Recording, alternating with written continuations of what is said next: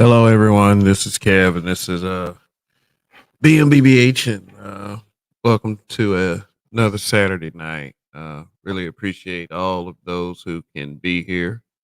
Know that you have other choices of where you could be, but you decide to be here. I really appreciate your presence, and you know you guys are the the goat. So to speak. Got some shout outs in the chat so far.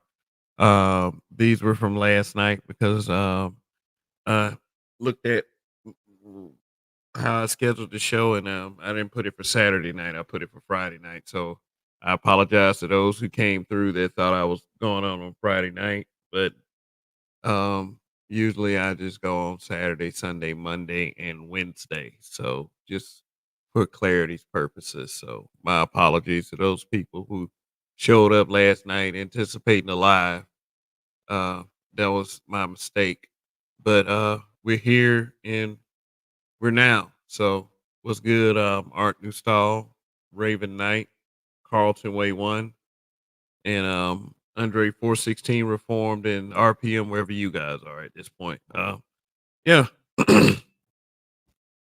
So let me just start out before we get into the other stuff. Sad news. Black man, actor, and all around good guy. I've never heard of him being a part of any scandals or any controversies.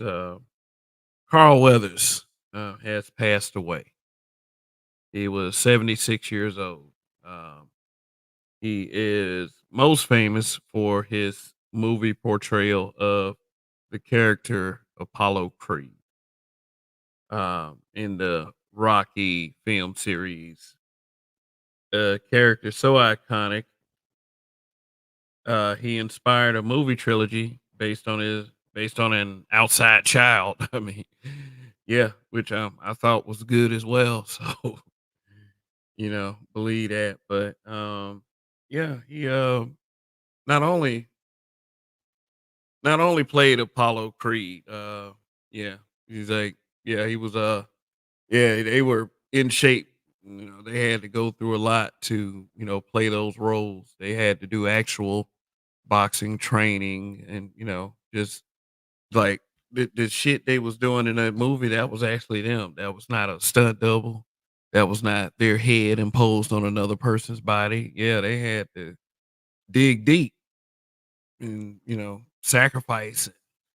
Eat like 2 3 chickens a day and shit. Like it was some one handed push ups. I mean, they were men's men back then. But you guys understand that. Yeah, well, like I said, he portrayed a good image. Uh, yeah, he was also Action Jackson. Yeah, Sergeant Jericho Jackson, that guy. Yeah, y'all don't know nothing about no Action Jackson. Very few of us do. That man turned down some pussy in the most the smoothest way ever, and retained all his manhood. She was straight up with it too. You want to fuck? Nah, I can't do that.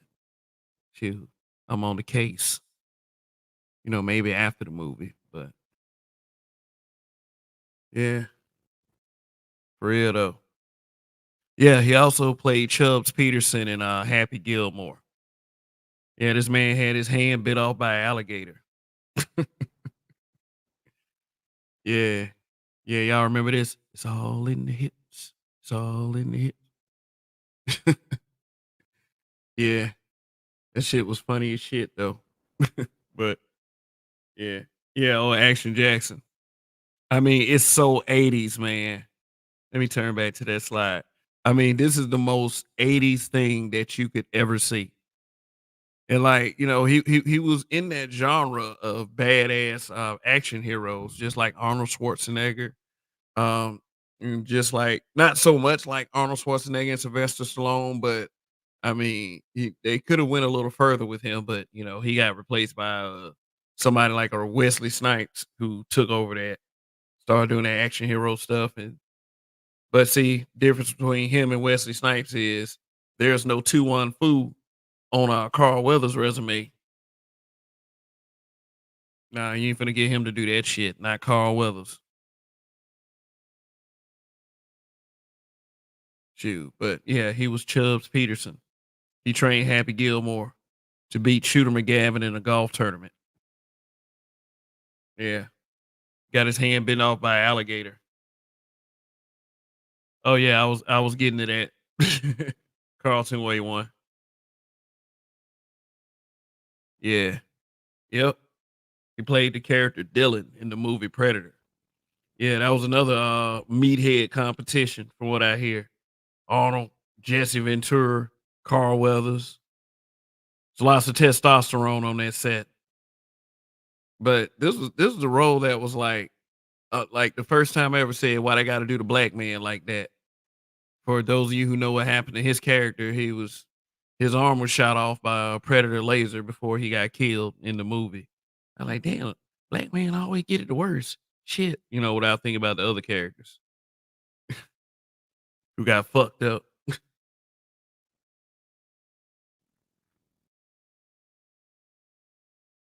Yeah, but let me see.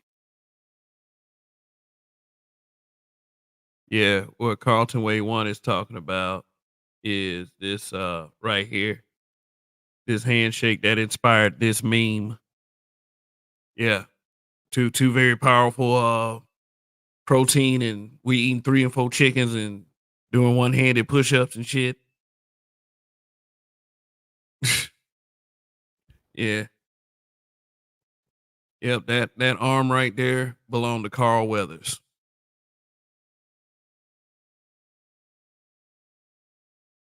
Yes, that RIP, one of my favorite predictor predator. Okay, I guess you mean Predator was my joint to this day. Yeah, Black Pearl was good.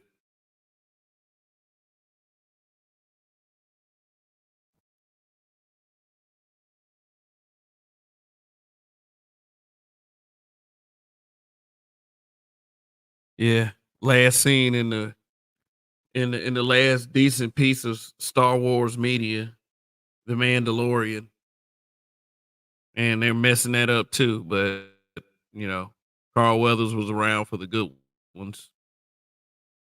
Yeah, his role was cool too. He was one of those characters that did what he had to do, but I think he turned out good in the end. Yeah, appreciated him, doing that at least. Had Carl Weathers doing that, letting us all know he's still out there.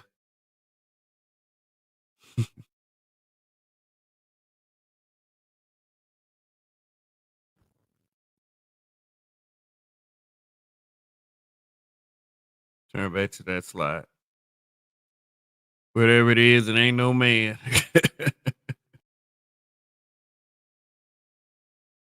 Say you remember him on Good Times. What was it? One of Walona's boyfriends?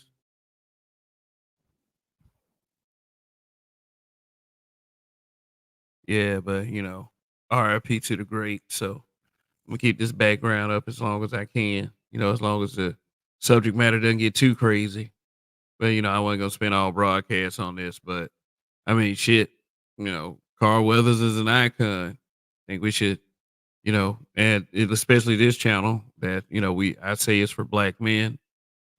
Give him the good send off. So rest in peace, brother. Hopefully it's better for you in the great beyond. So anyway, see here.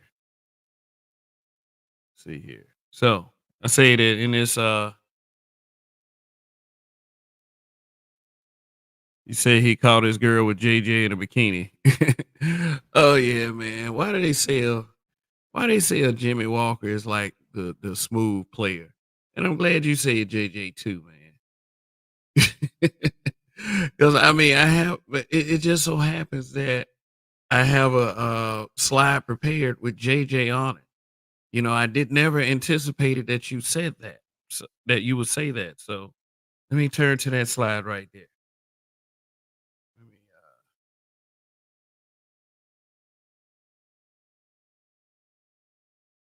There it is. I wasn't playing.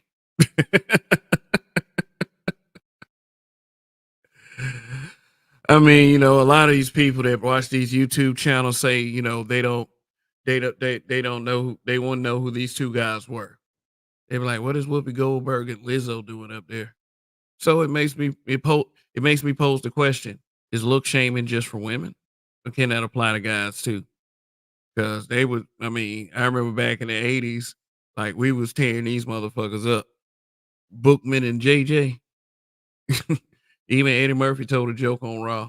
He was like, if Jimmy Walker can get some pussy, he know he can get some pussy. He was talking about his experience in Hollywood. Oh, that was delirious. But yeah, they was. JJ was play. I mean, if you was paying attention, JJ was player from the Himalayas. But going up against a suave brother like Carl Weathers, come on now. I mean, shoot, Raven Knight was good. Said Carl Weathers was a real black icon. Yeah, you was there this morning on DJ Cuda. Yeah, I just happened to be up that early. Then I'm looking on YouTube and I see people on DJ Cuda chat talking about Obsidian and how grateful they are that he's gone and that poor woman and shit like that. I mean, just wow. But I'm gonna get to that as well. What's up, Ray Hummer? Yeah, I'm gonna talk about that in a minute. Yeah, how everybody ain't your brother. How I'm not surprised by some of the behavior that was displayed in that chat this morning. And I mean, like, I don't expect everybody to agree or disagree or champion what I champion or you know believe what I believe. I'm not gonna go and try to persist in telling someone you know what my point of view is and trying to get them to believe that. And believe it or not, I believe this is what the mistake that Obsidian made, and I think it kind of made him look crazy. Now, I'm not against people being able to have the ability to say what they want, um, but you know, in fact, let me go into that slide. Let me even put up something on the screen real quick. Bear with me a moment. Yeah. Okay, make sure y'all hitting like on the way in or dislike, how some of you are. uh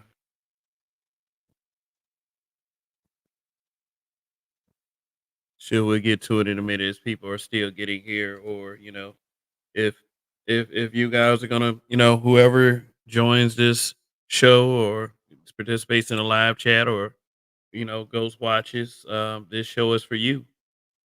Shoot, we gonna do the damn thing out of the way. We tell you. Shout out to the smaller content creators still trying to grow their channels and uh and do their own thing too. Oh, we went in, LOL. I don't like that simp shit, bro. I don't like that stuff. But it happens. That simp stuff happens. Sometimes you get tired of saying the word simp, but it is what it is. But let's talk about this real quick because I have to mention it. All right. So, Obsidian Media Network, Mamiya, Obsidian Ali, whatever you want to call him at this point, content creator, media personality, I would say, because he still has things going on besides YouTube, but YouTube was his bread and butter, basically. I don't know. I don't know. Maybe he does still have support, but I would like to speak to the brother, to get some clarity or whatever. Yes. Yes, but his channels have been terminated from YouTube, and They were immediately terminated by one Kimberly Foster, the young lady that is on the screen to the right. Kimberly Foster has run the publication for Harriet, which is, I guess, is an acknowledgement to Harriet Tubman because Harriet Tubman was a black woman. You know, one of an iconic black woman. You know, who the one who facilitated the Underground Railroad. So, um, yeah. So she calls her publication for Harriet, and I've known about for Harriet for years, and my point of view is this simple. Kimberly Foster is, uh, I would say, in opposition to a narrative that makes black men look good. You know, I think that she is a person who understands and knows that there has been a tenuous campaign for decades that black women have run every time they've gotten a spot in the media, you know, against black men. And, you know, I'm going to be the one to acknowledge that and tell the truth about it. I mean, but see, here's the thing. Now, I wouldn't have done what Obsidian did by any means. I would not have persisted. I would not have constantly tried to egg her over and over again for a debate. It's just it's not possible with people like that. When you start to do that certain thing to people like her, like, you know, just try to over and over again prove your viewpoint, try to prove to someone like that that you're right. It's it's futile. It's useless. I don't believe that you should follow someone around and talk about them constantly. Is you make if you make one video, that's fine. And I mean, it doesn't have to berate the person. I mean, it doesn't have to talk about how the person looks or, you know, attack them personally because sometimes we as content creators do get caught up in attacking people personally, and many of us have done it many times. And really, when it comes boils down to it, you can't do that. Not on platforms like this. Not like YouTube. YouTube is not our tube. It's not my tube. It's YouTube. Is owned by Google. And like it or not, when you persist, when I say persist, that doesn't mean make one video and that's it. Okay, this person's point of view, I think, is pretty much off, and I wouldn't roll with it. And smart people, I don't believe, would roll with it either. You know, you leave it at that. It's not constant, over and over and over and over and over again.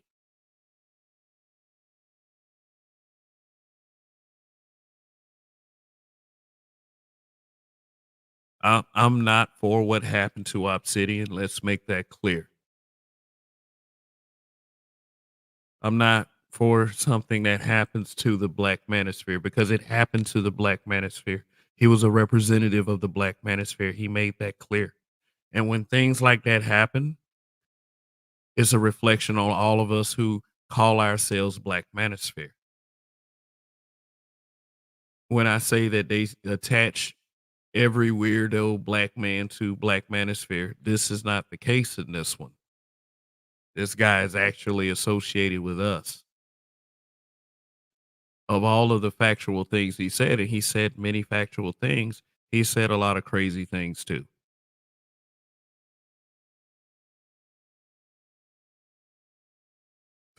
Crazy things that were visited upon as representative of the Black Manosphere. So now the Black Manosphere has a bigger bullseye on it now more than ever. Those are facts.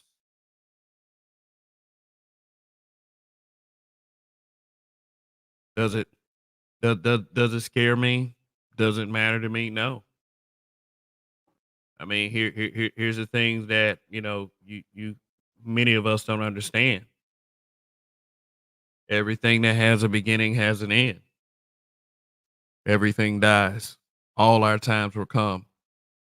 Her time will come as well. Well, where she will go somewhere and no one will ever see her again. Same thing with Obsidian. Same thing with myself. Same thing with all of you. So stuff like this doesn't surprise me at all. Doesn't.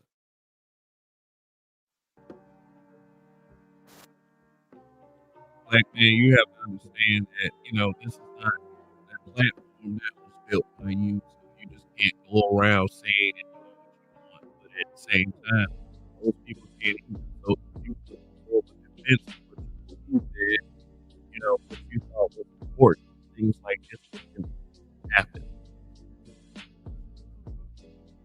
I don't I mean, personally, I don't get it myself. But like I said, if I'm right, I'm right. I'm only gonna say it 1 or 2 times. If I got to say it to you 3 or 4 times, I'm not gonna say it anymore. And that's what Obsidian did. How many videos did he make about her? One thing about, feminist, I would say is that they are very, very good at playing the victim. Very good. When you're a black man, you have an imposing presence automatically, and whether it's due to a stereotype or not. Like I said, I used to go on job interviews and it was automatically an imposing presence because they couldn't believe that this voice was coming out of this body. I mean, it's like, oh my God, can you make yourself seem smaller in front of employees? And it's like, how the fuck am I gonna pull this off? So I mean, if it's to that degree, imagine what is the viewpoint is on social media every time you say something. They're looking for you to mess up. And Obsidian did this to the point where, he was elevated to a lead role. Like I said, him saying all that crazy shit, and he directly, Black Manosphere. He was one of the facilitators of the Black Manosphere Conclave, the one that's coming up in Texas. Yes, he's with that shit too. But I'm not worried. I just want people to understand is like no matter who's on the list with who, that we're all different people with different viewpoints. It's not a hive mind like you want it to be. And I'm willing to oppose anyone who thinks that I have that mindset. It's just that I don't appreciate seeing grown black men cheer this on when the disadvantage is yours as well. If the disadvantage is mine, the disadvantage is yours too. Shoot, to cheer something on like that with a person that does not respect you. Yeah, when she admitted to reporting this man's channel. So she's one of those people you steer clear of. I don't care how much pride you have. I ain't scared of her. I'll tell her what I want to tell her. No, she is somebody who obviously cannot handle losing a debate to a man. She can't handle it. So I would say, hey, steer clear of it. She'll report your channel. She'll play the victim. She wants to target the Black Manosphere because of Obsidian. She says the Black Manosphere is a public health crisis. This is the kind of words that she's using. And, I understand that she may know the right people to get something done. So now you got these little weak men out here playing damage control. Oh, I hate the Manosphere. You get him, girl. You go, girl. Yas, queen. I was like, the display is disgusting, man. I don't, and it's like, for me, it's like this. You can either listen to me or you cannot listen to me. Doesn't matter. I'm not handcuffing you to any channel. I'm not telling you that you have, because I consider myself to be Black Manosphere, because the second I do something crazy, which I won't, it'll have to be a lie someone's telling in order for you to believe that I'm done something crazy. Because I know if something bad happens, I'm going to be associated with Black Manosphere. So, hey, it's about black men at the end of the day. But I would rather not do things to embarrass us as well. I'm not trying to do that either. So I mean, with people like Kimberly Foster, even if you are a coherent black man, you won't be able to do much to convince her. This is what I'm saying. When they come over here with this crazy shit, stop trying to change their minds. Obsidian tried to change her mind to the point of, and I hate to use this word because it seems kind of strong, obsession. You do, and there's certain things you don't do.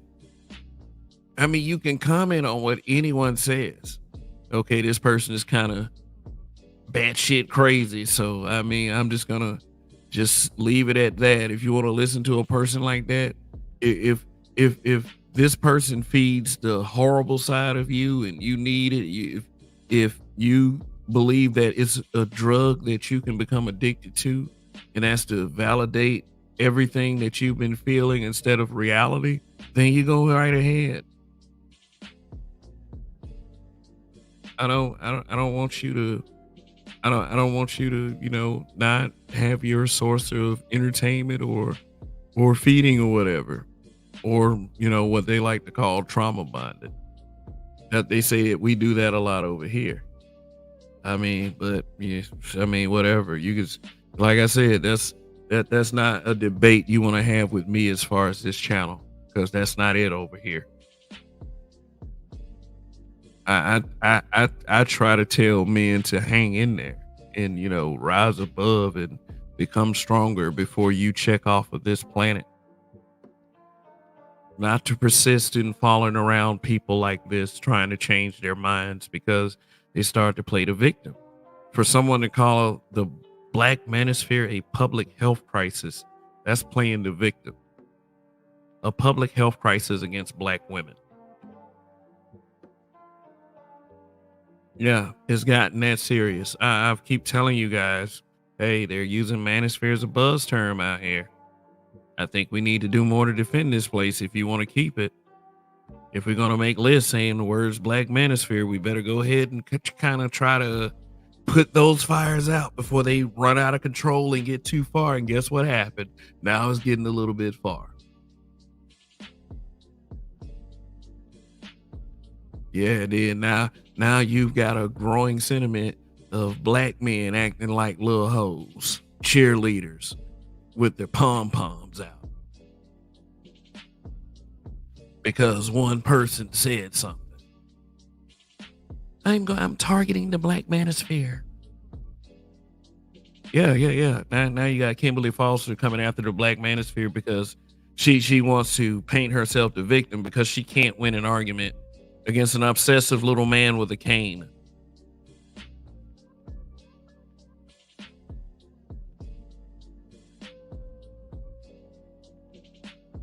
Now you got dudes like this. Yas queen.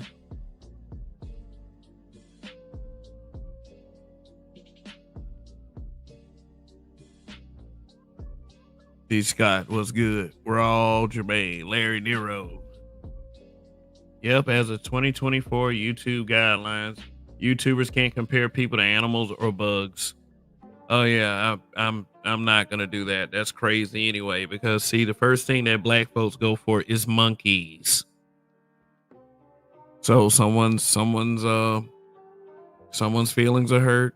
I mean, you got to really watch what you say on these platforms. You got to do everything in a mature, adult-like way. What's good, RPM? And I mean, that should not be a problem for the average person. You ain't got to do everything in a fuckery type sense. I usually on Saturday do this week in effery, but only when it's appropriate. We can have other shows too. It said rest in power to the late great Carl Weathers. What's good, DJ B-side 1965. You can't cancel the truth and you can't argue with the fact. The first mistake, titles. Yeah. And I mean, like when you calling women beluga whales, yep, that's a comparison to an animal. He'll probably get a deal like Tommy Sotomayor on NBC or Fox News. Oh, okay. Oh, Tommy be on those platforms? Okay. Well, good for him.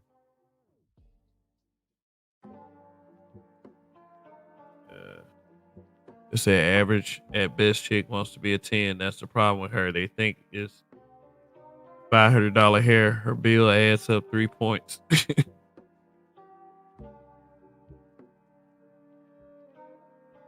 Yeah, public health crisis. She is pushing that the black manosphere is a public health crisis. And here's the thing: is like, why don't they just ask us? Okay, you're a black man. You're a part of the black manosphere. Do you believe that the black manosphere is a public health crisis against black women? No. How do you make that assertion that the black manosphere is a public health crisis against black women? So, do I say the beef sector or the divestiture sector is a public health crisis against black men? Because it sure seems that way. Shoot, let's let it all hang out. And I repeat that's what I don't like. The black manosphere is such a problem, but you got all these other sectors on YouTube that are problematic as well that nobody wants to point out.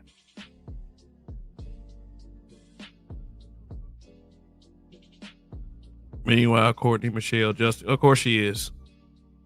Of course she is. That's that. Let's put our pinkies together and join join hands, and because we all have a vag. Yeah. Meanwhile, brothers don't do that just because we got sausages. Or people start saying that, oh, you guys are just circle jerk sausage fest and all the other shit. Start using phobic slang against straight men. You know how that is, but they can do it all day. This is why people say that this place is a fucking matriarch.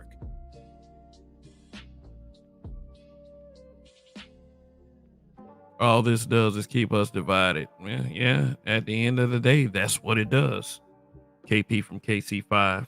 They want a silence, period. Shut up, or they're asking to speak a certain way. People like her further to divide and show how they hate free speech. Yeah, yeah. She believes it. Yeah, she believes it. She actually believes what she's saying.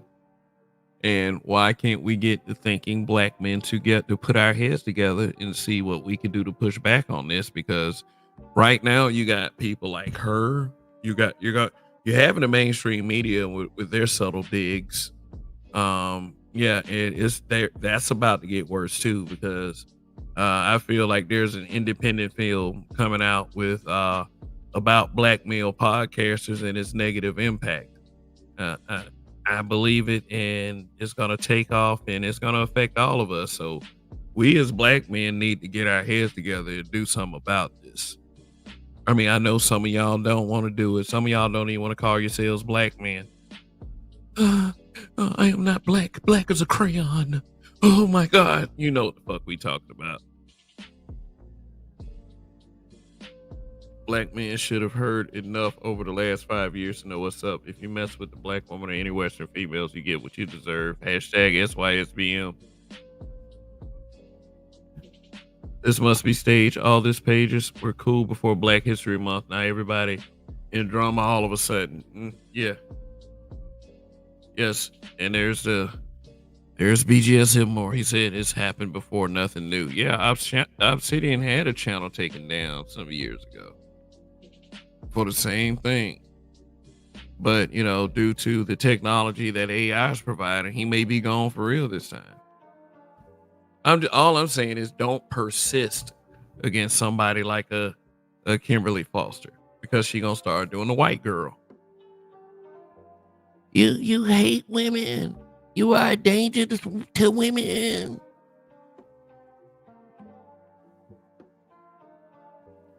Oh my God, it's not safe.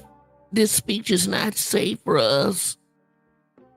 I can't walk home at night because of the manosphere.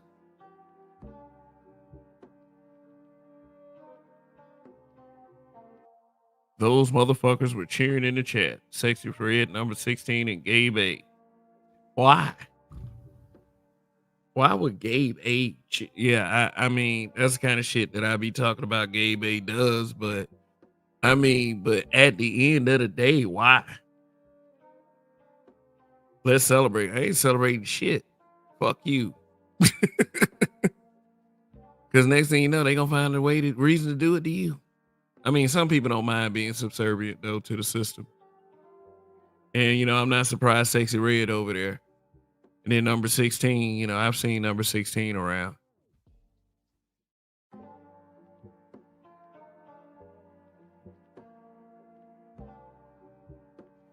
Meanwhile, she harassing other black men online to do whatever she wants. While when they respond back, then she plays, but yeah, yes, yes, yes. That's why I say don't engage with them. Don't engage with people like this. And my thing is, if I could tell y'all at all, don't engage with the little hater space either. But I did enough of that on Wednesday. Shoot. So I'm not gonna tell you guys what to do. What I'm trying to say is, man, there needs to be, and I always say this about this space. If you like this space, you defend it. I mean, you ain't got to do it. You can go ahead and think of yourself, and and then be like Obsidian and have all this influence and say all this stupid shit, and then have it be a reflection on the space. I mean, is that much? But hey, you know what? He had a right to say all that stupid shit, even if she was wrong. Even if she was wrong, the persistence part is what was the problem. But dude, celebrating this stuff, that's that kind of behavior, I believe, is beneath men. Celebrating the shit. Yas queen. Yeah. Soul Provider was over there too. And Soul Provider is somebody who drops in and watches this show. Sitting up there celebrating, man. What the fuck is wrong with you guys? They made y'all that mad. Obsidian made y'all that mad. BGS made y'all that mad. Y'all feel wings. Y'all so hurt. That's what it was. These dudes hurt. My feel wings. Oh my God. I'm bleeding inside my chest. Like, one mistake the spirit does is talk about women and forget to give the balance that men have flaws too. But most speak out of perspective and don't speak about the whole. I have came across. I'm sorry. Yeah, I get it. I get that. I think that the flaws of men should be visited. And because the flaws of men have not been visited enough, now you got this fuck boy following this Yas Queen bullshit that went unchecked. But the flaws of men, yeah, and what are those flaws? What do we always go back to? These men getting these hoes pregnant. That's what we always go back to. These men getting these hoes pregnant. Stop getting these hoes pregnant. Take some accountability. Black men don't lead. I say, yeah. When over 90% of them are simps.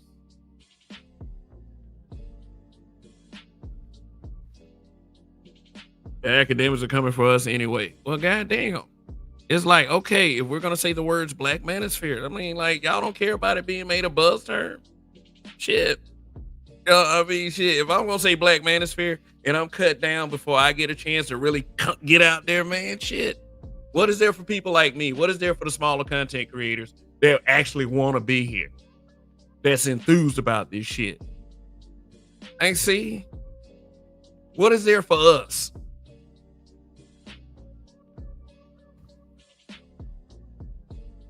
Yeah, I guess that's my job. I'm good with that. I'm good with that. Shoot. So anyway.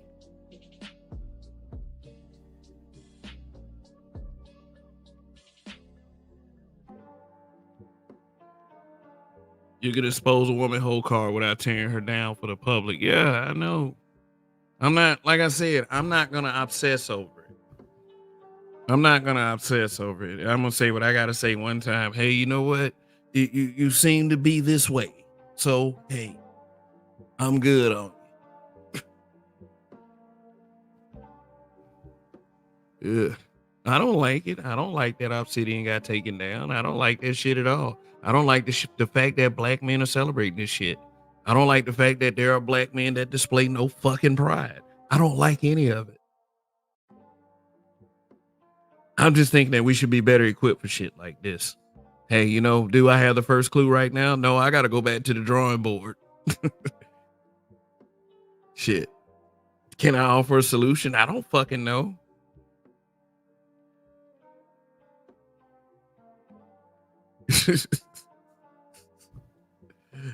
I'm just saying, I ain't happy about this. I ain't happy about it. I'm not gonna let it bother me too much because yes, I myself gotta push forward. It's whatever these content creators did to get cut down. Hey, I can't say I'm not as powerful as YouTube policies up here, but I can say something about grown men celebrating that shit. These some hoes around here. What part of the game is this? We weren't like this in the 80s. We weren't like this in the 90s. What the fuck happened?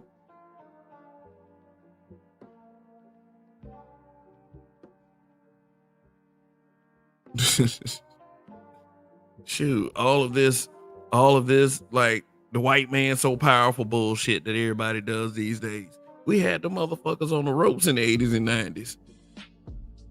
You know what it's like to live in an area where white men are scared to look you in the eye? I know that experience. I understand that. I've been understanding that shit ever since junior high when I started going to school with them. They're frail people.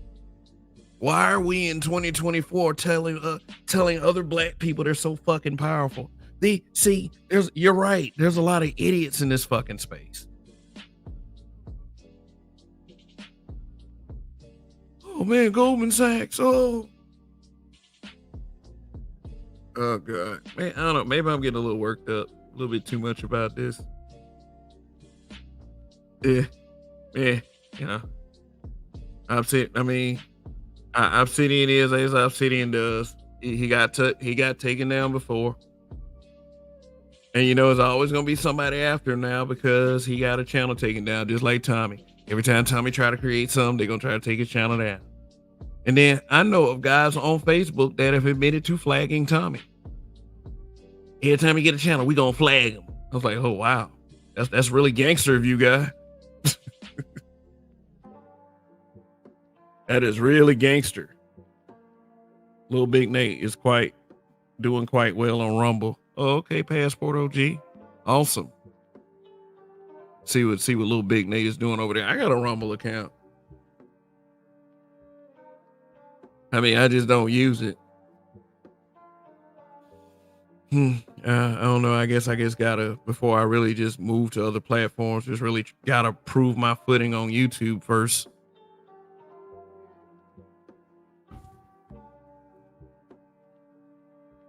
The Spirit hasn't made a mistake about not talking about men enough. The Collective of America talks negative about black men daily. The very last thing black men need is new critics.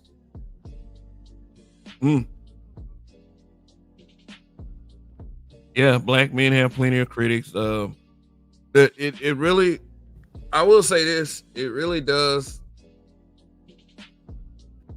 It really is kind of funny when someone says that black men aren't making black men accountable, because America makes black men accountable. Western culture makes black men accountable. Black people make black men accountable. Black boys accountable. They call black boys black men whenever a black boy makes a mistake and commits a crime. Like stealing a bag of chips or something. He's automatically called a black man. Tamir Rice was treated like a black man, not a black boy. So I get what Roger's saying when he said something like that. The accountability is there. It's always there. It's something that black men cannot escape. I cannot take accountability for a woman sleeping with a dirty ass dude, though. That's what I won't take accountability for. You sleep with somebody and it is willing and consensual, hey, I'm out of that fight right there. You get a baby by it, that's you. That's what they talk about, though, when they say that black men aren't making black men accountable enough. We're not going to their baby daddy or something like that and telling him, why can't you be a daddy for your kid, man? And, you know, there are enough black men that say that shit too, that don't get the spotlight unless they're saying it right then and there. That's why I say simps are worthless. Nothing you say is ever remembered. Simps are fucking worthless. Shoot. Black men don't make black men accountable. What about the simps? What about when they make black men accountable? Y'all don't remember them, do you?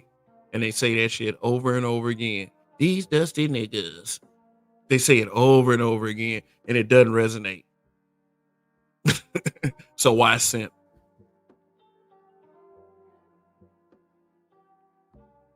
Say KF just proves they hold black men accountable. Said, but the women have to expand their breasts, meaning you may view us as shit, but the world expects sugar, and we produce sugar. Don't get mad. You had too much sugar. That's okay.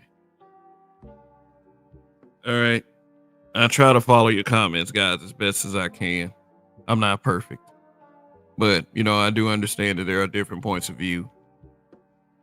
Yeah, but there is a black manosphere, and it's not a public health crisis. The fact that these people are so easily shook and afraid, and I'm not talking about people like BGS or the Roger Report. No, I'm not talking about those men. I'm talking about all the haters and all of the guys that they want to join the crowd, you know, and when hoes are mad, then all of a sudden, coincidentally, they're upset with content creators that are within the official Black Manosphere list. Yes, check it out. It's on community tabs all around the space.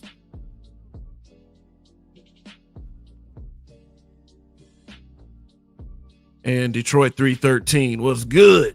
He says, I hope she keeps the same energy of the white conservative when they talk about patriarchy to critique them. They'll come back as pit bulls when they respond back. Yeah, no, you know they don't do that, man. You know they don't do that. I wish I had thought to put that meme up again. Remember the blue haired, the chubby blue haired white woman? She was like, I had her saying all men are a problem. Then I had what's her name at what was it? Was a big girl on the View. Talking about only black men are a problem. Yeah, I'll just show it to y'all later. Barry Little was good. He says, good evening. Oh, and salute. Then they're gonna put back in their place of nowhere. All right. All righty. All right. So Obsidian's gone. There are grown ass men that are celebrating because, yeah, I mean, shit. Like, I don't know. Kuda's chat is the same shit. When you confront the monster, it's, oh, I think all of it's weird. I said, man, look, but you always target guys in the space though. But I think all of it's weird. Like them guys in the chat was going off on Kuda. It was going off. What are we defending Obsidian for? That poor woman. This, that, and the other. Man, that's a female. Yeah, it was all of that. It was all of that. And I'm sitting up there like, why y'all defending Kimberly Foster? Kimberly Foster's sub opinion about black men has existed since what, 2015, 2016? She's always been overly critical of black men. What y'all saving her for? Sorry, kid, we had to play devil. I mean, man, some of them guys really felt that way. I know, Raven. Some of them guys really felt that way. Oh, we just be trolling, man.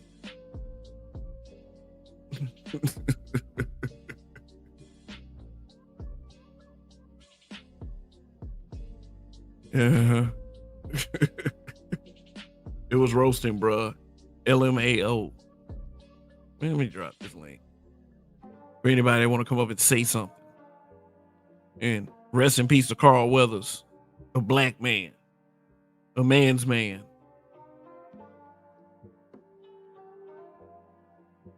Shoot, And for the record, both of my knees are still working.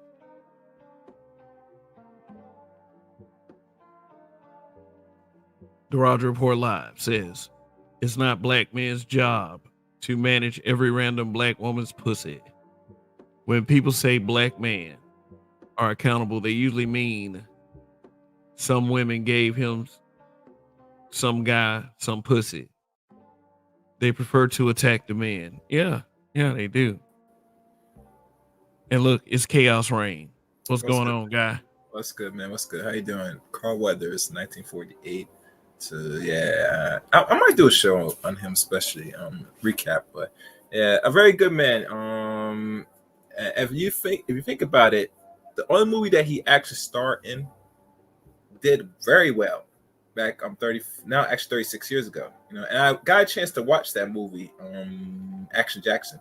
It was pretty decent.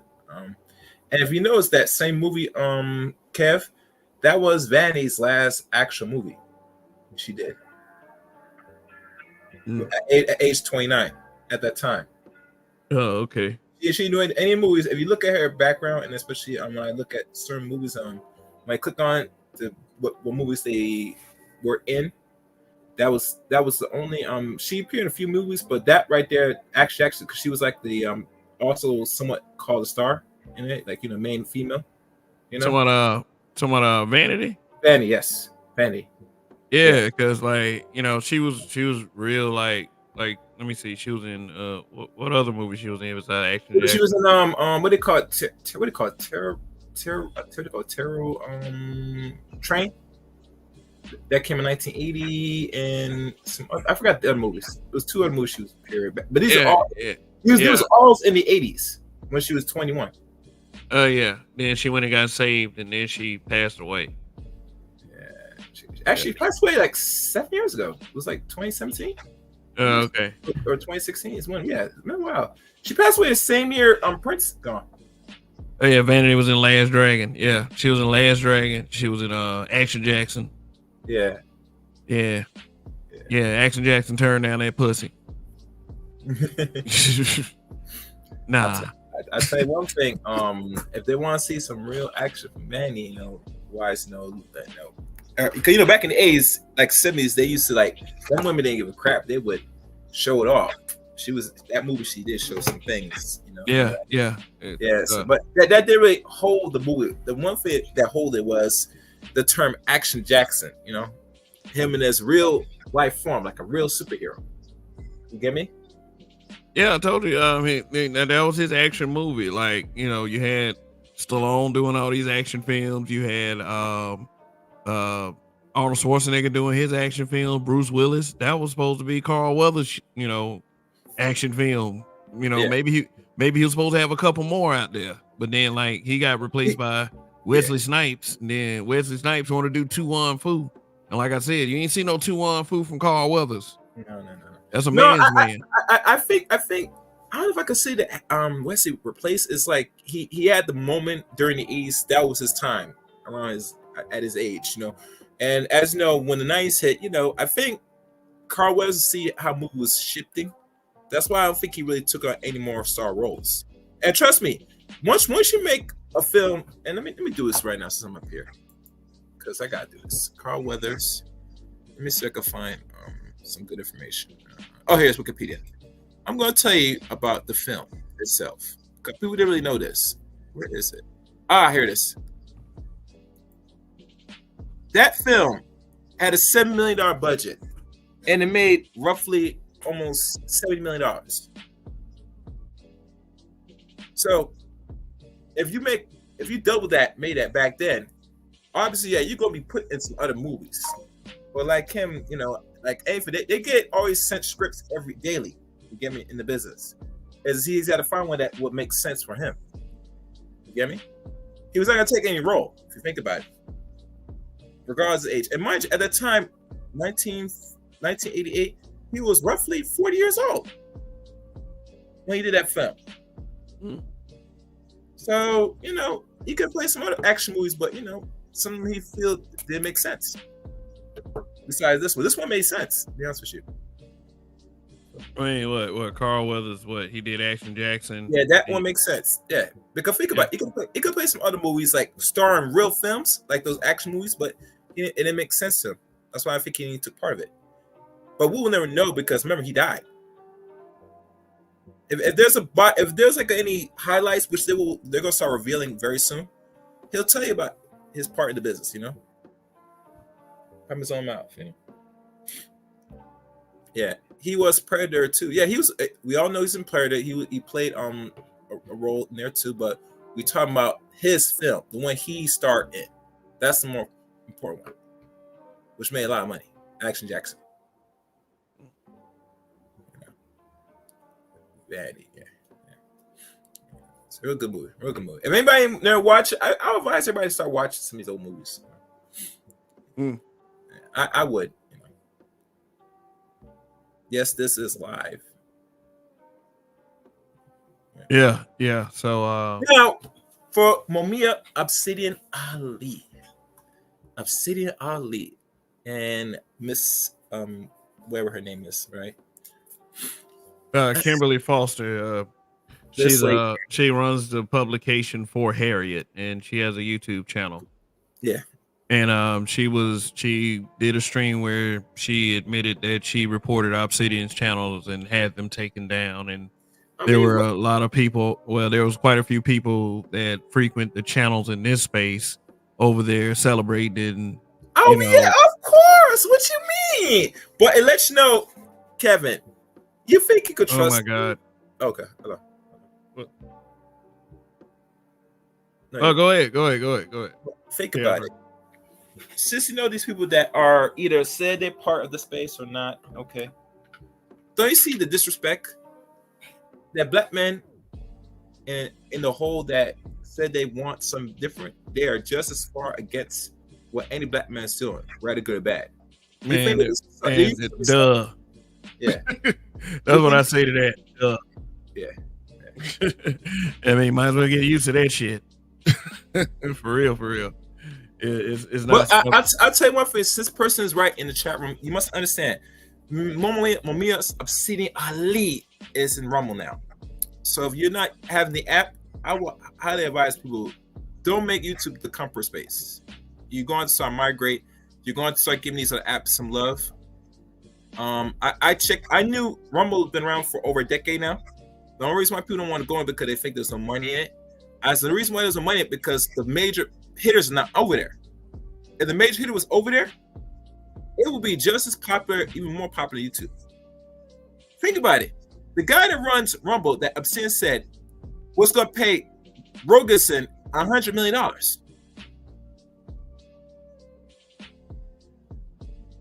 So that tells you the man that built this platform has money. And he's willing to. I mean, yeah, he does. Yeah.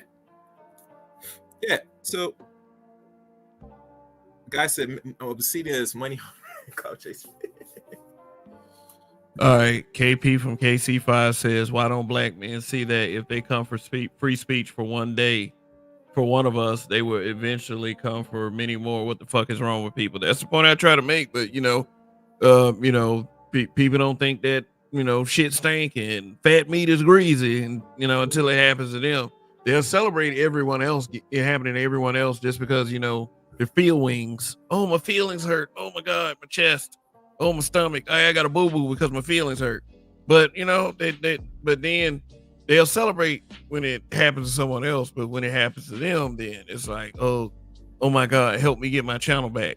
See, one thing y'all gotta understand: there's dudes that's still upset that Cynthia G's channel got taken down. Then then here they come to my some. Oh, they gonna get the Manosphere next. Ooh, and then Obsidian channel get taken down. But like I said, at the same time, the crazy shit that Obsidian says at times, and he is a actual representative of the Black Manosphere. One thing that I'm trying to get people to understand and realize that we are different content creators. Although many of us represent the Black Manosphere, we're different. We're different. Roger is Roger, BGS is BGS, Kev is Kev. That's what it is. But you know, this whole trying to lump in, make us a buzz term, make us a public health crisis. I mean, shit. There's people that's taking that shit seriously. And you know, I'm not trying to, you know, fearmonger or being like, oh, gloom and doom, the sky's falling, and you know, meteor's about to rain down from the heavens on the black manosphere. You know, I ain't trying to say all that, but I'm just saying, fortify that motherfucker a little bit better. Shit. I mean, shit. It's like people don't think it's alarming that most of our community hates us. And you know, the underlying reason for that is because you're a black man. You were once a black boy. There are plenty of black boys out there that's just feeling this sting right now.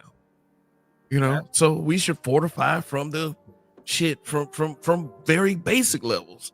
This is what we're trying to get black men to do.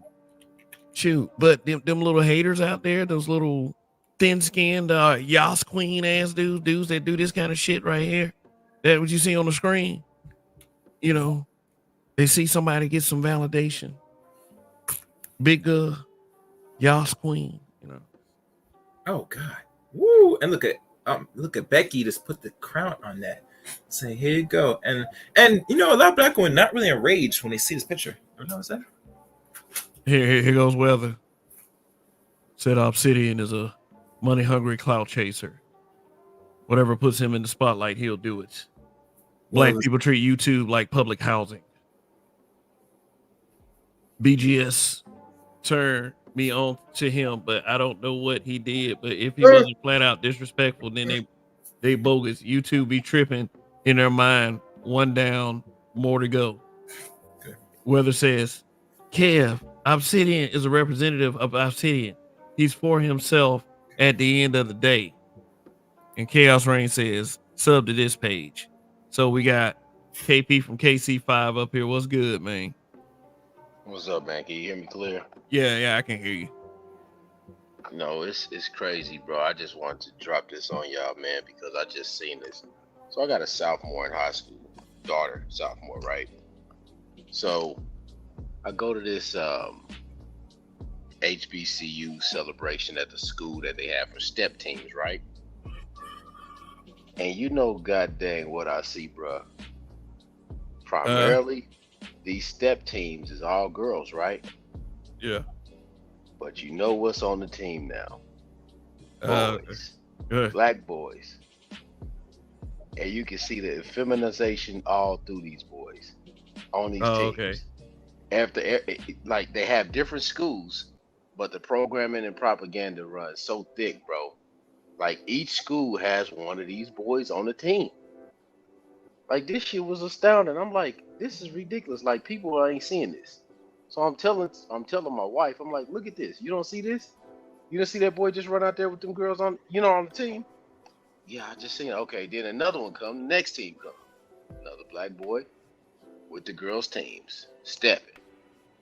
I'm like, this, like, bro, this like is a whole upside down. Like, people aren't understanding the type of things that we speak on in the Black Manosphere, and then they act as if that they don't celebrate and position themselves to only celebrate black homosexual males. Because they don't celebrate black heterosexual males. They denigrate it. Yeah, now for some years. The shit is weird, bruh. The shit is totally weird.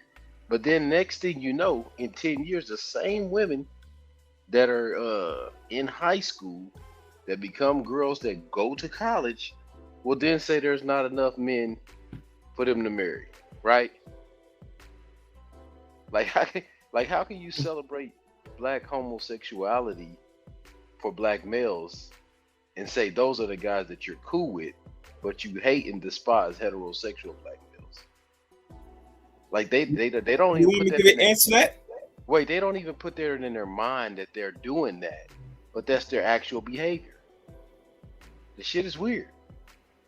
Yeah, it's the same kind of weird that has them calling heterosexual black men gay for philosophically disagreeing with them.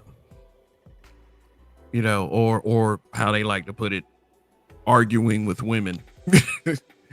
And like I said, I wouldn't sit up there and just go back and forth and put an argument up with a stupid motherfucker, no matter who they were. But I will make my point, and I don't think my point means that, I hate women if I disagree with you, you know. But at the same time, I don't feel like I'm getting going too far as to assert my point. But what I'm not gonna do is what Obsidian did and try to do this same shit over and over and over and over and over again. What people need to stop getting caught up in doing is trying to change people's minds. It's like, I'm not here to change your mind. I'm not here to convince you to think like me. I mean, I'm gonna make my point and it's just gonna be just like that. I mean, because there's no one on this planet right now that is in existence that can argue with a fact. Period. You can't do it.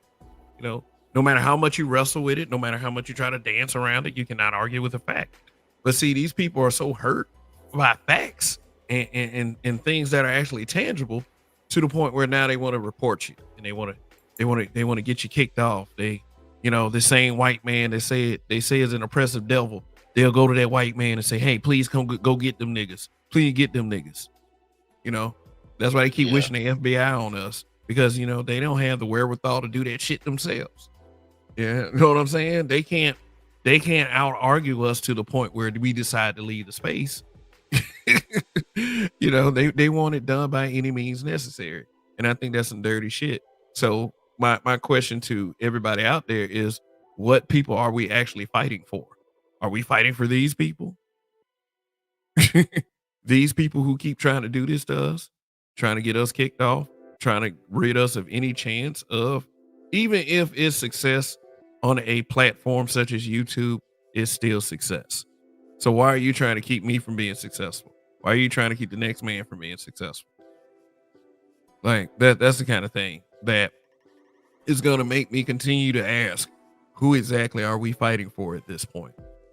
What problem exactly what problem are we trying to solve at this point? Are we trying to get someone to yield that is unreachable? Or are we just trying to live our lives and do the right things by the people that we can do the right things by?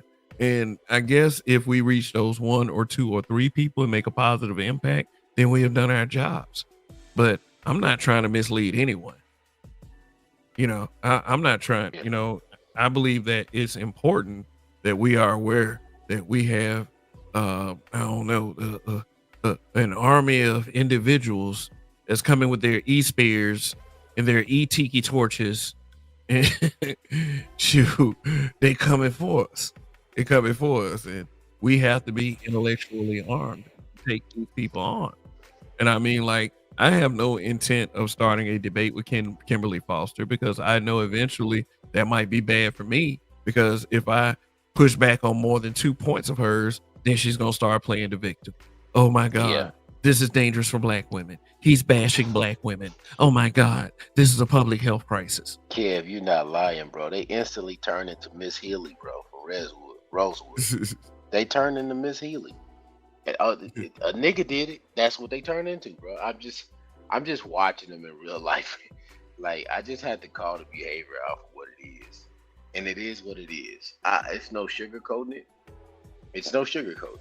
It just is what it is. And like you said, I have no desire to change people's mind. They are who they are. Like Dennis Green said, they are who we thought they were. I'm just gonna leave it at that. Those that are not attached to anybody that's productive, I have serious doubts about what side they're on. But I primarily know what side they probably are. Mm. Yeah. One can only assume, but one thing that I also keep in mind is I try not to employ the tactics of the sisterhood. I try not to box every one of them in because there are some women that I would hang out with, that I would sip, have a drink with, or have a conversation with. All of them ain't gone, but the vast majority, especially the representation on social media, leaves a lot to be desired. But yeah, right. Like you said, it leaves a lot to be desired. The representation on social media, but then one thing I've noticed is that at my age, I'm 40, right? At my age, in my age group, I have a lot of female cousins, and many of the males are married, but the females are not. Yeah. You understand what I'm saying? So Yeah. like, bruh, and then when I keep seeing these immaculate conceptions pop up, bruh, like come on, like last time I seen you, you wasn't with child. Now you with child. That man Okay, said these immaculate conceptions. bro, that's what they are, bro. I said it on Rogers a long time ago, bro. That's the only part of that Bible they believe in, bro. Is that? That's it, bro. That's the only part. That's the only part they practice. Minus the virgin. That's it, bro. That's the only part they practice. They practice that shit religiously. And next thing you know, you'll find out, oh, such and such is having a baby shower. Okay. And then you'll be like, okay, she married or nah, she ain't. Nah, she ain't thinking about that. Huh? Uh, so you met the father? Nah. That's just how it worked, bro. Tell me, am I lying? No. If I'm lying, tell me what I'm lying about. I wish I could say you was lying, man. I mean, okay, That's it, bro. all right. We have BGS up here right now. What's going on? Hey, nothing. I'm just trying to listen to kind of filter in, man, because I was gone for like maybe 15, 20 minutes. So I'm trying to catch up. Word, word. But since you're up here, so do you believe that? Do you believe that there was some type of mistake made in all of this entire situation? Mistake? No, I don't think so. This has happened before. It's happened before to Obsidian, and well, I don't think he did anything particularly wrong. The thing about Obsidian, he doesn't know when to stop, and that's the issue with him. And we're already on the blacklist. Okay, he's had his channel taken a couple times. He's already on the blacklist. All of us are. Yeah. And so you can say things, as you can say, Kev, you can say things, but you can't, you have to know where the line is. Okay. Yeah. Yeah. And sometimes Obsidian doesn't care what the line is, and he'll keep pushing. And even though he didn't do anything egregious, in my opinion. No, he didn't, because I mean, you have people that are a lot more extreme up here that are allowed to keep their channels, and they are quite chaotic. You what's the vested zealot, which had the little girl swinging, and the opposite end had a hooded black figure kind of hanging from the ropes. Yeah, the fact that the silhouette. Yeah. The fact that channel can still exist is the evidence that you need, that whose side YouTube is really on. Oh yeah. So really, whereas everybody has solid marble floor to walk on, you're walking on thin ice that's cracking. Of course. You would walk through a minefield, man, with a blindfold. That's like like take evidence of Roger. Roger didn't really go after people. He may have said some of things that were insensitive to black women, but the thing is, for the most part, he was well inside the guidelines, but they did it to him anyway. So no. Here's what happened to Roger. Roger would let people up and not watch who he was letting up, and they would play porn on his. Okay. They would play porn on that, and then when he didn't immediately erase it, see, porn has copyrights too. When they hit their copyright, they're gonna be like, "Oh my god, porn! What the fuck? Channel out of here." It happened to Toya one time. They did the same thing to Toya, or to her first channel. Channel out of here. She tried to appeal it. YouTube said no. So You mean somebody came up and porn bombed Toya? They do it all. They do it all the time. Thing is, but you have to you have to immediately go out and clip it and get it out of there. Yeah, delete the video. Yeah, delete your video. No. You can actually go in and that's like on YouTube, especially the editing function. You can actually go in and edit it out and not. Yeah, but you have to hurry up and do it. You do have to do it. You have to do it. Right after the stream ends, you got to go ahead and clip it. Otherwise, the AI is gonna catch it. Yeah, but what I implore people to do is learn your StreamYard. When people come up here, do things like overlays. Make sure if you don't know them, if you don't know the person, yeah. Show them the overlay. Cap, you don't understand what overlay. I mean, all you have to do is go full screen. Okay, on your click Click your icon and it'll go full screen. Yeah. Oh, you mean like that? Yeah. Like that, yeah. Or the one with the Friday, bro. Or click your own icon and go full screen. It'll go full screen. Oh, okay. But you got to do it very slickly. You got to do it in a slick manner. Oh, okay, like that. Yeah, like that. Yeah. Oh, okay. Yeah, I mean, this StreamYard, this StreamYard is something else. You know, we should know how to utilize this thing, and you can prevent a lot of things from happening. Yeah. Yeah. You mean like this Chaos Rain, this overlay right here? Yeah. So who goes there? Who is this nigga? I like that one. Yeah, who sent you, nigga? Yeah. If you don't know him, you know basically You're you hit him in the back chat and say, hey, who are you? And or if you really don't trust me, turn your camera on. You know, if you really don't know him. I mean, there's many ways, BJs, but people don't use the full potential StreamYard. They sit there and say, I'm just gonna go live and that's it. No, you gotta master the features, especially with that big crib. I mean, but you know, most people are just hacks, and they're not really quote unquote content creators. So they're just on, you know, they just want to go live to be heard. So yeah, they want to be noted in doing something. Yeah, that they really can't let anybody know they did. Like get somebody channel deleted. Yeah, yeah, but she had said she was going to go after his channel way before it actually happened. So yeah. Now, which I think that's illegal, but that's not a question. Well, the thing is, it's not illegal because YouTube is a private corporation. Yeah, and they can run it the way they want to run it, which is why, you know, you can appeal to their moral sensibility by shaming them. You know, like they try to go to Shay Sade. Now with Shay Sade, they talk about nudity. You know, Shay Sade does nothing like that at all. Yeah. Not even like Shay Sade doesn't even cuss. So yes. But it lets you be just how sophisticated AI is. They go based on the AI. If you hit it enough, they're lying. They're lying. They hide. Okay, you don't know. Okay, they're lying. They hide behind it. So, well, the AI did it. No, you did it because we're on the blacklist. Okay, and you did it, and the mass reported it, and you went on and took it down because we're on that list. Okay, AI didn't hit that.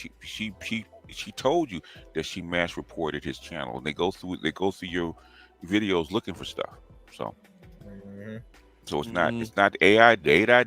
AI didn't find nothing. Okay, he didn't say, you know, like Obsidian didn't say anything. AI didn't find it. Okay, it's like the AI. That's like when they mass reported her channel on the video, right? When they actually went in and actually physically looked at it, okay, they found out that it wasn't, and then had to reinstate it. And one thing that has not been said in the discussion, that her husband went out the way to contact them directly to get that fight back. So it tells you that you think black men don't care. These ladies stupid as hell. What do you think? Well, that was his wife. Okay. Yeah, no, his wife. Yeah, you know what I'm talking about. Yeah. Yeah. Well, the thing is, and he evidently he has some pull because not everybody can call up to Google or YouTube and get that kind of reaction. Yeah. So he has to have some kind of pull. But yeah, I don't know why. But the thing is, the one thing I like about when stuff like this happens, then you know who's who. Okay, because the people cheering on and cheering his downfall, then you know who's who. Yep. They can't lie and say, "No, I'm really for the black manosphere and uplifting the men." BS. BS, okay. Because we see you niggas. We see you. Yeah. Yeah, they was all over there. Yes. Take them down. Yeah. Happy as hell. Yeah. They still struggling. What I really want is them to be truthful. What kind of black manosphere do they really want? Because we talk about women. You guys stay on women's channels. Every time a new woman comes in, that's purple pill. You guys swarm all over there. So and sit there and super chat. Oh yeah, but then they'll turn around and come to us and say, "This is not a man's space." Yeah. You put two women on the list. Yeah. We're gonna disregard the 40, 50 guys that are on there. This is a woman's space. But then be over there talking about dudes. Mm-hmm. It's ridiculous. Yeah, that's the only thing. I had hoped that he wouldn't get his channel taken down like that, man. Because for something like this, but She does have a Harvard degree, and she had YouTube's ear, and Obsidian is not unknown to YouTube. Obsidian's been on YouTube's list for a very long time. Oh yeah. So Oh yeah. So y'all see the question on the screen, right? who is Keisha? Who is Keisha? The typical black woman. Yeah, I'm just saying, man, because we trying to say Keisha. We be bashing Keisha. All we do is talk about Keisha. Yeah. This morning, that's what they was saying. All we do is talk about Keisha. Sure Keisha, do. Keisha. Yeah, we sure do, because Keisha is not only the ones we approach, we lay down with, have babies with, but also there are sisters, mothers, aunties, teachers, and they're at HR. They're your professors, okay?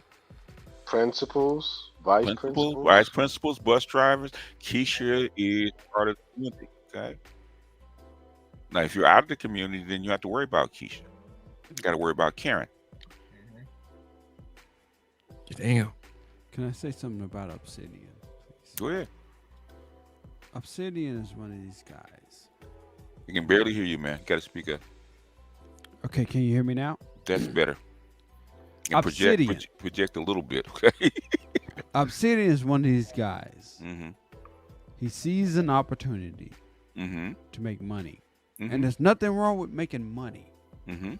Nothing wrong with making money. But this guy, he wants to go under the guise of helping the quote-unquote black manosphere, which I don't think there's a such thing as a black manosphere. That's That's my opinion. Well, that's your opinion, but evidently we've been named and people follow it. The people that are inside it, that follow it, and that adhere to it, and what makes up the black manosphere. There's no such thing as a black manosphere. There is. This nigga Obsidian thinks that a black manosphere exists. It does. He thinks How do you come into a person's panel and tell them? But it doesn't exist. Yes. Oh my fucking! It doesn't. There's no such thing as a black manosphere. Okay, No, prove it. Tell that to the haters. You want me to prove it? Yes, prove it. I'll prove it right now. Go ahead. Okay. This guy, Obsidian, he's the 1/3 of the founders of the black manosphere. Yes or no? Well, you just said it don't exist. It can't Yes. exist if What you. the add- hell? No. He's 1/3 of the founders of this, Have you been drinking, bro? of the hypothetical black manosphere. Have you been correct? drinking? No, Yeah. there's no drinking here. Okay, well then, BGS. okay. Okay. He is 1/3 of the founder of the black manosphere. No, You said yes or no? That doesn't exist. You said that doesn't exist. Yeah, but go ahead. It doesn't. Yeah, exist. okay. Well, yes. Say it does. Say it Say- does. Say it does. It exist. does. It does It exist. does not exist. Oh no. What? Okay. Continue your argument. Yes. Continue your argument so we can get through the argument. Okay. This guy, along with O'Shea, along with Angry Man. Mm-hmm. Okay, these are the 3 names: O'Shea, Angry Man, Mm-hmm. and Obsidian. These are Okay. the 3 names that you hear associated with the new black manosphere, right? Okay. There is no black manosphere Okay. Why not? because it all centers around the black woman. No, it doesn't. So it can't be a black manosphere. No, it doesn't. If it centers around No, it black doesn't. women. No, it doesn't. You disagree with me? I did. because- I am, because I was the 4th founder of the black man. No, it doesn't. So you're telling me that it does not revolve around the black woman? It revolves around black men. That's what it revolves around. No, that's the thing that it does not exist. Yes, it does. You revolve can't around. tell It me actually something. revolves You- around black women. Are you a content creator, sir? Yes, I am. What, The Clue Channel. Yes. the Clue Channel. Okay. Yes. Okay. I am. Wait, I put am your a question in the back content chat, creator. sir. So in other words, who supports the black manosphere? I don't know who does. You The tell black me. 98% black men. Okay. Whose concerns do we actually uphold in the black manosphere? BGS. You No. you do not ride with No. the black manosphere. We answered your question. You answer ours. Okay. BGS. No. BGS. Stop You drinking, do not- man. No, Come stop on. drinking. You're not gonna Stop tell drinking. me you Stop support the drinking. black manosphere. I am one of No, the. you don't. You don't actually. You don't. Dude, how you tell me what I do and I do not do? I'm That's telling you, you interesting. don't No, how support you- the black no, wait, manosphere. wait, You wait a know minute. it's run by women. It's not. Come on, dude. It's It not is. run by Bro, what the fuck? Man. Okay, he's drunk. You It's said run it's by run by women. women. He's drunk. He's drunk. What woman No, runs no, this? no. for? It is He's run drunk. by women. He's drunk. He's drunk. No, it's He's run drunk. by women. Prove it. Everything they do is approved by women. No, it's Everything that they do. No, it's not. They. Tell me I lied. You're lying. You're lying. Okay, how did I lie? Tell me. Because they're the ones that are trying to take it down. Why would they? Why would they take down something they approve of? Are you telling me the women are trying to take the black manosphere down? Yes. Is that what you're telling me? Yes, they've been trying to. That's Yeah. Have you bullshit. not been focusing? Have you not been paying attention, brother? Have you not heard the story? What are you not part of the black manosphere, sir? I'm not a part of it. No. Well, then exactly. You're outside of it. How do you know? You're not in it. It's you can see it. You can see it. No, you can't see it. You These can't niggas see it. can't make a move without their woman's approval. Yeah, we do it all the time. Our women do not approve of this shit. Not you. I'm not talking about you, BGS. I'm talking about the black manosphere. I am not part you. of. Well, you're talking to one right You're there. talking to one right there. Yeah, BGS is not black manosphere. I am black manosphere. No, you're not. How No, you you're gonna- not. What is You are a it? black pill brother. Black. Get the fuck out of here. Did I lie? Did I lie? Guess what I was Bro. before this? I was a MGTOW, Okay. which is a white You man. gotta stop drinking that shit in that plastic bottle, know. bro. Okay. Yeah, Glass, stop drinking that Hennessy. Glass I bottle. mean, I don't drink out of a plastic bottle. I drink out of a glass bottle. Oh, okay. Go You ahead. Oh, what the fuck? Hey, Go no, ahead. you chill it I before drink you out of drink it. glass only. You But go ahead. chill it. Do you chill it before you drink it? Sound like Bianca to me. Yeah. Sound like What do you Bianca. you chill? Do you chill it before you drink it? BGS. You chill it BGS. before you drink it. BGS. Do you chill it before you drink it? BGS. Do you It's chill not- it before it's you not drink a it? manosphere. Do you It's chill it not a before you manosphere drink it? anymore. You It chill was. it- It started you off chill as a it- You chill it manosphere. before you drink it. It started You off as chill a it before you manosphere, drink but it. it's not now. You chill it before you drink it. BGS. You chill it before you drink it. BGS. You chill it before you drink it. BGS. If It's you're not a not going manosphere if you're not anymore. going to talk sense to me, I'm not going to talk. I'm sense talking to you. sense to No, you you're right now. not. I'm asking No, you you're a not. question. You're drinking, man. You're drunk. I'm You're asking you a drunk. question. You're drunk. You're asking me a question. Okay, man. Yes. Let me get down here. with- Good. Yeah, I'm asking you a You question. okay, man? You asked me Yeah. a question. What kind of question you asked me? Yeah. Man? What asking you a What question. you want to know, man? It's not a manosphere now. How you know that, man? Because they need their woman to give them approval. No, they don't. No, they Yes, don't, they man. do. No, they don't. So since they need to go to their women Uh to huh. ask for approval, ask it's for no approval. longer a manosphere; it's a woman's sphere. So in other words, before, if there's no longer, there had to be something previous to it, right? Okay, go ahead. In other I'm words, listening. there had to have been a black manosphere at some point in time, right? Okay, go ahead. I'm listening. And there's still a black manosphere. Otherwise, Obsidian would not have gotten taken out by black women. Obsidian, really? Yes, yes. Are you still rocking with this nigga? You know why? Obsidian? Yes. Really? You know why? You know why? Really? You Yes. still rocking with this nigga? Yes, I'm rocking with this nigga. Why? Why? Why? Because like him or not, he's my brother. Okay. Because he told you. Listen I don't to care. me. I don't. Listen I to know me. what he told me. I know Listen what to he me. told. I don't have to listen. I know what he told. BGS, I don't have to listen listen to to me. you. Listen You're to me. drinking. I don't listen to drunk. No, listen to me. I don't listen to drunk. BGS, this is I don't what this listen to nigga drunk. told you. I don't He listen to said he's drunk. for the money. Did he not say he's for the money? Did he not say he's for the money? He's still my brother. Did he not say he's for the still money? He's He's my still his brother. brother. You hear him? Yeah, but he said he's for the money, right? Ask Yes me, or no? Ask me if I care. Okay, is he for the money or not? Ask me if I care. BGS, is this You're nigga not for the answering the money? question. You know how he can make more What question money? I'm not answering? You know how he can make more money? Okay, Is kissing up the women. Boom. They will love for he him. to does switch kiss up sides. the women. No, he doesn't. He No, he kissed up doesn't? to No, Kimberly. he doesn't. He No, he kissed doesn't. up to Kimberly.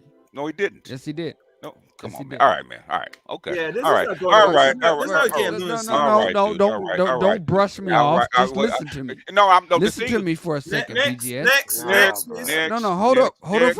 second. No, hold the fuck up. Next. No, just no, seriously, Hey, just Kev, listen what's to up, me. man? What's everything doing, man? I know it's Saturday night. And I know you high. But come Listen on, to man. me. Yeah, Listen to because me for a minute. this is some. But in the answer question, Kev, about who is Keisha? Keisha is the community. Yeah. She controls, dictate every mind and heart of young black boys that become young She black sent men. him here too. She So sent him. BGS, are you be the sad that To be She the should next sent you sad on. that control Obsidian it. is Hold on, gone? I'm speaking. All right, am I okay, dude? If you want to, okay, I'll tell you this, man. Okay, I'll Yes, tell sir. you this. If you stop with the silly shit, I'll talk to you. If you don't, I I'm won't. not doing silly shit. No, you're doing it right now. Okay, go ahead. Talk like you have some sense. I know I you do. have manners. I know you've been well trained. Stop this I stuff. have. Okay. Okay. I'm well So trained. now, Go ahead. am I sad that Obsidian is gone? Yes, because that puts it like Kev said, it puts a target on everybody else's back. Okay. Yes. How so? Tell me. And how so? In other words, it encourages other women to actually do the exact same thing to us that they did to Obsidian because they were successful. You know what? I agree with that. Thank you. I agree with that. I agree with. So I am sad, okay? And I'm also pissed off because for the most part, those group of women, the academic women, we have not even bothered for the most part, okay? They came after us because Miss decided, used to be an academic. She decided to come on this side, on this kind of gender war side, if you want to call it that, and start her own shit. She involved herself in our business because she's been around for years and nobody even bothered, even mentioned her for the most part. Who is this woman? You don't even know. Wow, you don't even know. Wow. Tell me. Why don't you go look her up? Okay. No. We've been talking about her all night. Okay. I'm new, so just tell me who she is, please. No, tell me who she no, is. no. BGS, please don't. You're not gonna tell me who she is. This is not come up control. He's not engaged in no cars. He wants to argue about chaos. Let me handle this. I think I'm old enough to handle this. I've asked the brother to be polite. I've asked him to talk like he got to have some sense and not interrupt me. Okay, if you're gonna do that, we can talk. If not, then I don't have to talk to you. I can actually click off and come back later. Okay, you want to just talk tell to me me? who this person Do is. you want to talk to me? Yes. Okay. Sir. Now calm down and whatever you need. If you need to go get a drink of water and sober up, do that. All right. I'm good. Okay. Let's talk. Okay. Kim, you ever heard of a blog called For Harriet? For Harry, yeah, Kimberly Foster. That's Kimberly Foster. That's who we're talking about. So you do know her. Yes, I do. I thought you said you didn't know her. No, I got on the panel because she got Obsidian off of YouTube. I asked you when I talked about Kim Foster, you said, who is it? So I assumed that you did not know. I know who Kim Foster is. Well, I know who For Harriet is. Let's go. Well, then stop playing dumb then. Okay, let's go. Okay, what you got? What do I have? So in other words, she came over in our sphere because she wants to do what? Make money. Okay, she's grifting. Yeah, we all are. I'm about 1 second off your ass. Okay. Am I triggering you? We're on YouTube to make money, are we not? In other words, okay. If I was on my panel, I'd just go ahead and drop you. Okay. But the thing is, I'm trying to be polite because I'm on somebody's side. YouTube to make money. I don't want to hear that. Harriet's on YouTube do you to make money. Do you want to talk to me? Yes, sir, I do. Then when stop what you're doing, okay? Okay, I'm gonna shut up. Go ahead. Thank you. Okay, we're all on YouTube to make money, but the thing is, she has her own field, right? She has her blog. She has the academic intersectional feminism stuff, okay, that she can do. She ain't got to be over here talking about that. And okay. And for the most part, most of us have ignored her. Most of us. You have one that really was Mr. Z that started talking about her first, and then it was Obsidian, okay? And that's just lately. It's over the last maybe year and a half, okay? For the most part, we've ignored her. But guess what we ain't gonna do? Ain't gonna ignore her no more, because trust and believe, I don't have to talk about her man or how she looks. I can go after her ideas, and that's even worse, because that's what I'm getting ready to do. Me and my PhD's getting ready to go after her ass. Oh, other people, okay. All right. Let me step in here. Go ahead. With acknowledge this super chat. Thank you, Louis Conyer. Said pull out the belt, BGS. All right. Because we sent FD Signifier running, okay. FD. Oh, hold up for a second. Did you say FD Signifier? All right. I got it. Hey, please do not sabotage my channel by using expletives that would definitely get my channel deleted, man. Get the fuck out of here, bro. He knows what he's doing. Yeah, he knows man. See, YouTube, we do not condone having the F word thrown around like that. Disrespectful. So in other words, basically, if you want to sabotage the channel, go sabotage your own channel, man. Yeah. Why do you guys even come here? But you know, it's intriguing to me that he acts though he don't know who these people, and he wants you guys to say who's you know who they are, because you don't come on this panel if you do not watch a stream. You get me? And it's one to sit there antagonizing and cause garbage bullshit here. You know, it's just getting annoying to the point. That's why if you did your thing with the math teacher on Be This, obviously you would have dumped him a long time ago. Because he brings nothing to the conversation. He's not even a good troll. Let's put it that way. Yeah. Not really. I see him on Bernard Riley channel all the time though. He be in the chat over there. In the chat, but how often does he get up on the panel? Nah, he don't come up. He don't come up. His cat's on some Viaca Vodka late night shit, losing their mind. He telling you a space don't exist, and he in the space. In the space. Fuck out of here. And he's anti the space, but a space that it doesn't exist. Yeah, but he comes and listens to the space, and he knows the founding fathers in every fucking thing. Man, I never see. Man, these people amaze me every week, bro. The simpidemic is fucking real, bro.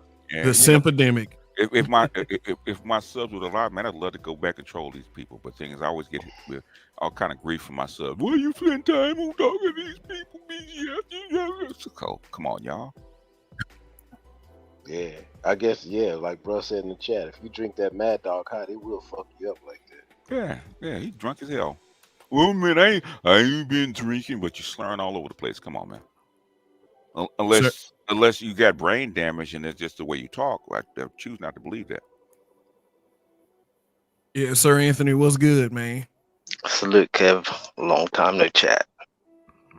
Yeah. What's up, Anthony? How you doing, BGS? Salute to you, sir. I came up because I have to say that I'm not in the Obsidian support group. Mm-hmm. And I'm not drunk. Okay. So where am I going to be placed in tonight's discussion? Because I don't think it's a good idea to sick our PhDs on this woman who's not even worth it, to follow up after Obsidian's, mistakes. Really? Okay, it's not just about him. So if it was just about help him, me to understand. In other words, in fact, this chick just with Bell, Danielle Bell from University of Tennessee. Yeah, just wrote a piece. And there's a whole bunch of pieces that are coming out about the Manosphere and the Black Manosphere in particular, because we're making inroads. They're coming. They're already here. FD Signifier is an academic, even though we don't think of him as one, but he's an academic. Okay, they're coming for this space. So we have to gear up. And my academics have been telling me this for the last couple of years, that they're coming for this space. So it's not about her. It was just about her. That's no big deal. I wouldn't sick my PhDs on them. Okay. Well, I'm going to do this myself. I don't need them to do this. Yeah, because we've always known that they're coming for the space. Yes. Yeah, because you're making inroads in their classrooms, in their laws, in their policies, all kinds of stuff. Because I've been hearing from my academics, because now it used to be that black boys and men would not get brought up in meetings and stuff like that. Now they are. So we're making inroads on their territory. So they are going to come for us. It's inevitable. Unless you guys want to stay put and stay comfortable and not make inroads, it's up to you. I think the inroads are going to be made nonetheless. So what's going to happen? So when you open up new territories, you're going to get what? New enemies. Mm-hmm. You think you can make inroads in other people's space? You're not going to push back? Well, what I was about to say was Kimberly Foster has always come for black men. And it, like Media said, this has been going on for years. Her For Harriet publication existed before most of our channels. Yeah. And And see, with that said, though, there's a way that you go about things. Like you said, Mr. Z has dealt with her for quite some time, Mm-hmm. and there's the way that he did it. There was no problem. But our Obsidian, he crossed the line in his conduct. What line did he cross? The way, well, let's just say that he crossed the YouTube line, and that's why he's been banned. And people could see it coming. People could see it coming. Don't do that, because he's not on YouTube anymore. That's the line. But see, that's the point. The point is this: is that if we say that we can't say anything about anybody, it takes away our Mr. Z freedom. has said plenty about her. You got Kev. I mean, you have to let him finish, okay? This is all I'm saying, brother. I'm not agreeing with everything anybody does, but I'm agreeing that everybody should have the freedom to speak. By you taking his freedom of speech away, how far does it come before they come and take yours? Because they don't like how you say anything you say. Because they're already trying to change the way that we use language every day, in all the words that we use every day. Yeah, but they're also the thing is, they're also afraid of pushing you to another platform. That's how come they have to, because you broke up, BJ. Can you repeat the sentence? Okay, hold on. I guess they don't want people to hear this one. Okay. Yeah, they're messing with the mic. In other words, basically, they have to be measured, because what they're going to do is push you to another platform, and they will try to kill Rumble, but they can't kill Rumble. Okay. Yeah. And normally, like when Gen X booted up, YouTube was instrumental in trying to kill it. So because there are alternatives. So they have to be measured. They just can't come for everybody.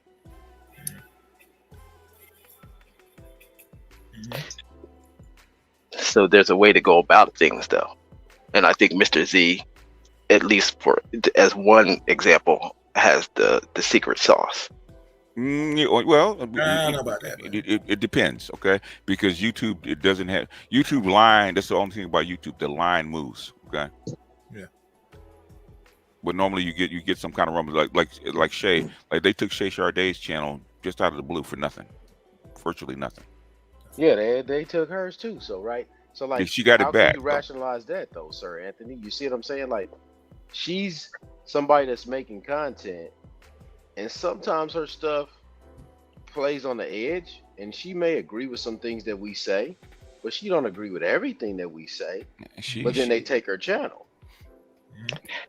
As I understand it, with Shay, it was that the content, the imagery or whatever.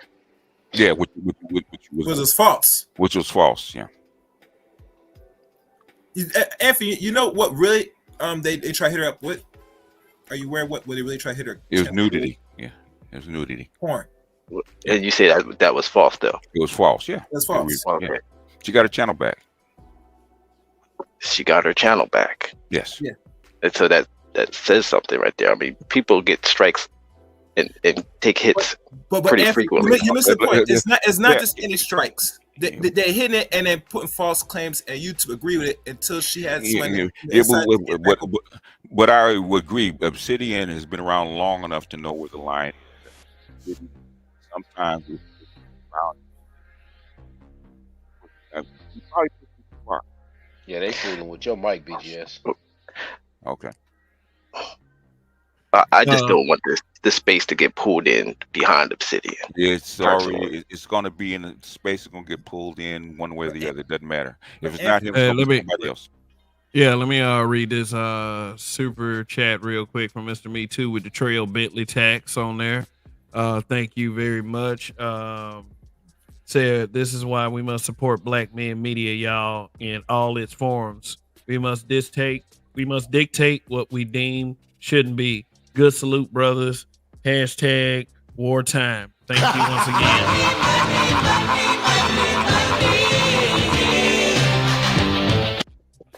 And Obsidian's not the first soldier they've shot, okay? First general they shot.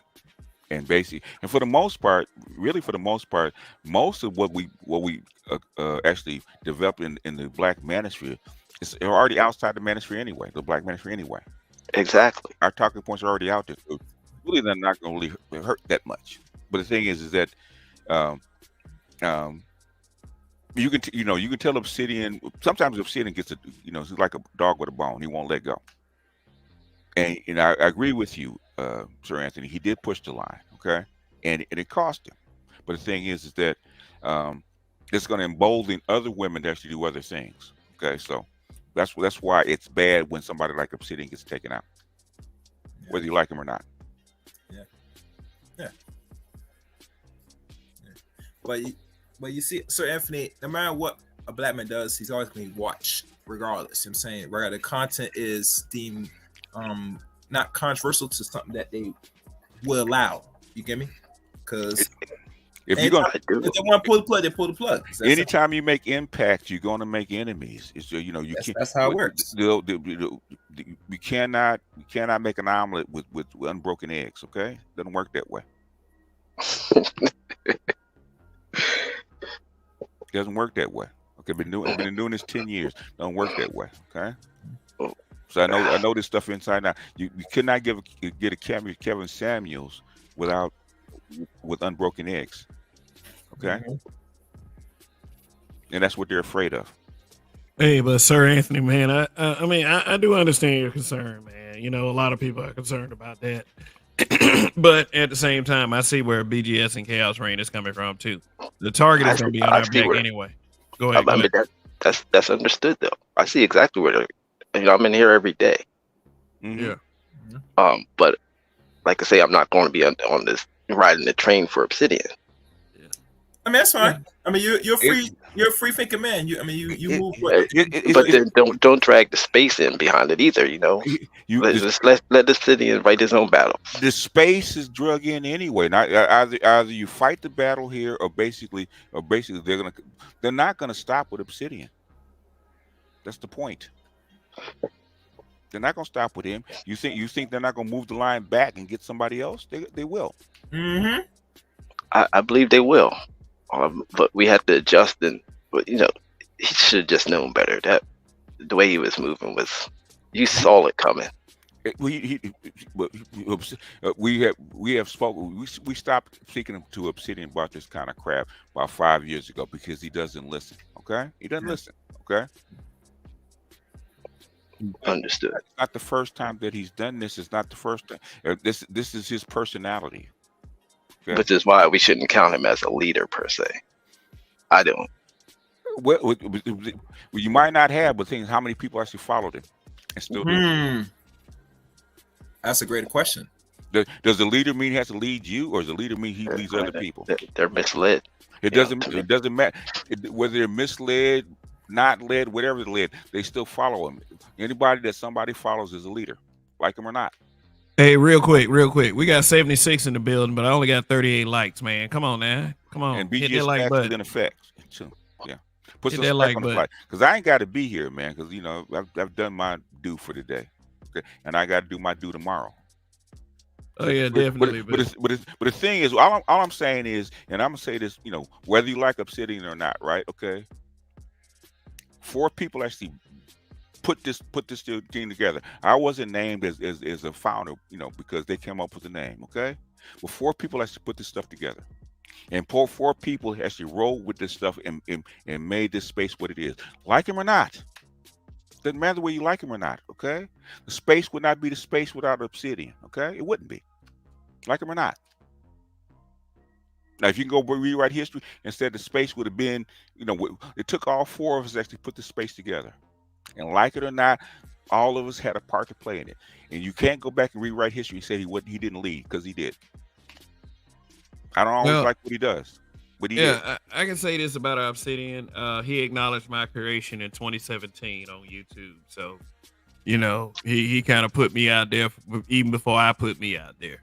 Oh well, then I thank him for that. Yeah, but at the same time, we are, we have to deal with the consequences of the things that we do. Yeah, I mean, that's what it is. At the end of the day, it boils down to YouTube's community guidelines and policies. As long as we follow those, we should have nothing to worry about.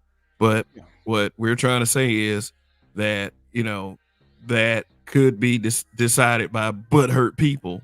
You know, when black men, we get taken out for a lot less than a lot of other people get taken out for. You know, and although Obsidian is as extreme as he is, some of us aren't even that bad, and we'll still get taken out. So I know I'm a guy that has to come up here and tread lightly on whatever I say, you know, in order for this channel to survive. But at the same time, you know, maybe I don't feel like doing it sometimes. But I'll tell you one thing: I'm not going to persist against a feminist. Like, I got her. I got her. I'm not gonna persist. I mean, Oh yeah, like, you know, just like making like 20 or 30 broadcasts about her, you know, and being personal with her. But Yeah, I understand the way BGS does things. You know, Yeah. he's gonna break it down to, you know, whatever she's trying to push. He's gonna probably take it apart, you know, bit by bit, and it's not gonna seem like some obsessive, insulting regime. So I look forward to it. But think about this, and I know BJ saw Dr. Thunder's live stream. When she tried to come at Dr. Thunder, all Dr. Thunder came out with was nice and calmly and softly and told her, if you want to have the conversation. But you're not gonna hear dictate and then have some other person come over and ask some dumb question. If some other person was older did this, what will you do? And what he do, he's a professor. He said, "You don't have a PhD, not in my class." He daughted her. Yeah, daughter. Yeah.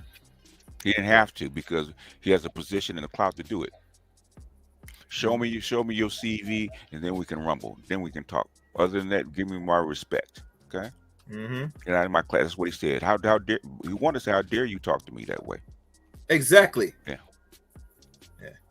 All right, we got 80 in the building. We only got 44 likes. Hit that like button. Hit that like button. You should have an extra 100 likes. Since people hate watching, they could just hit the like button. I mean, they can do that too. I mean, you know, they can hate watch all they want.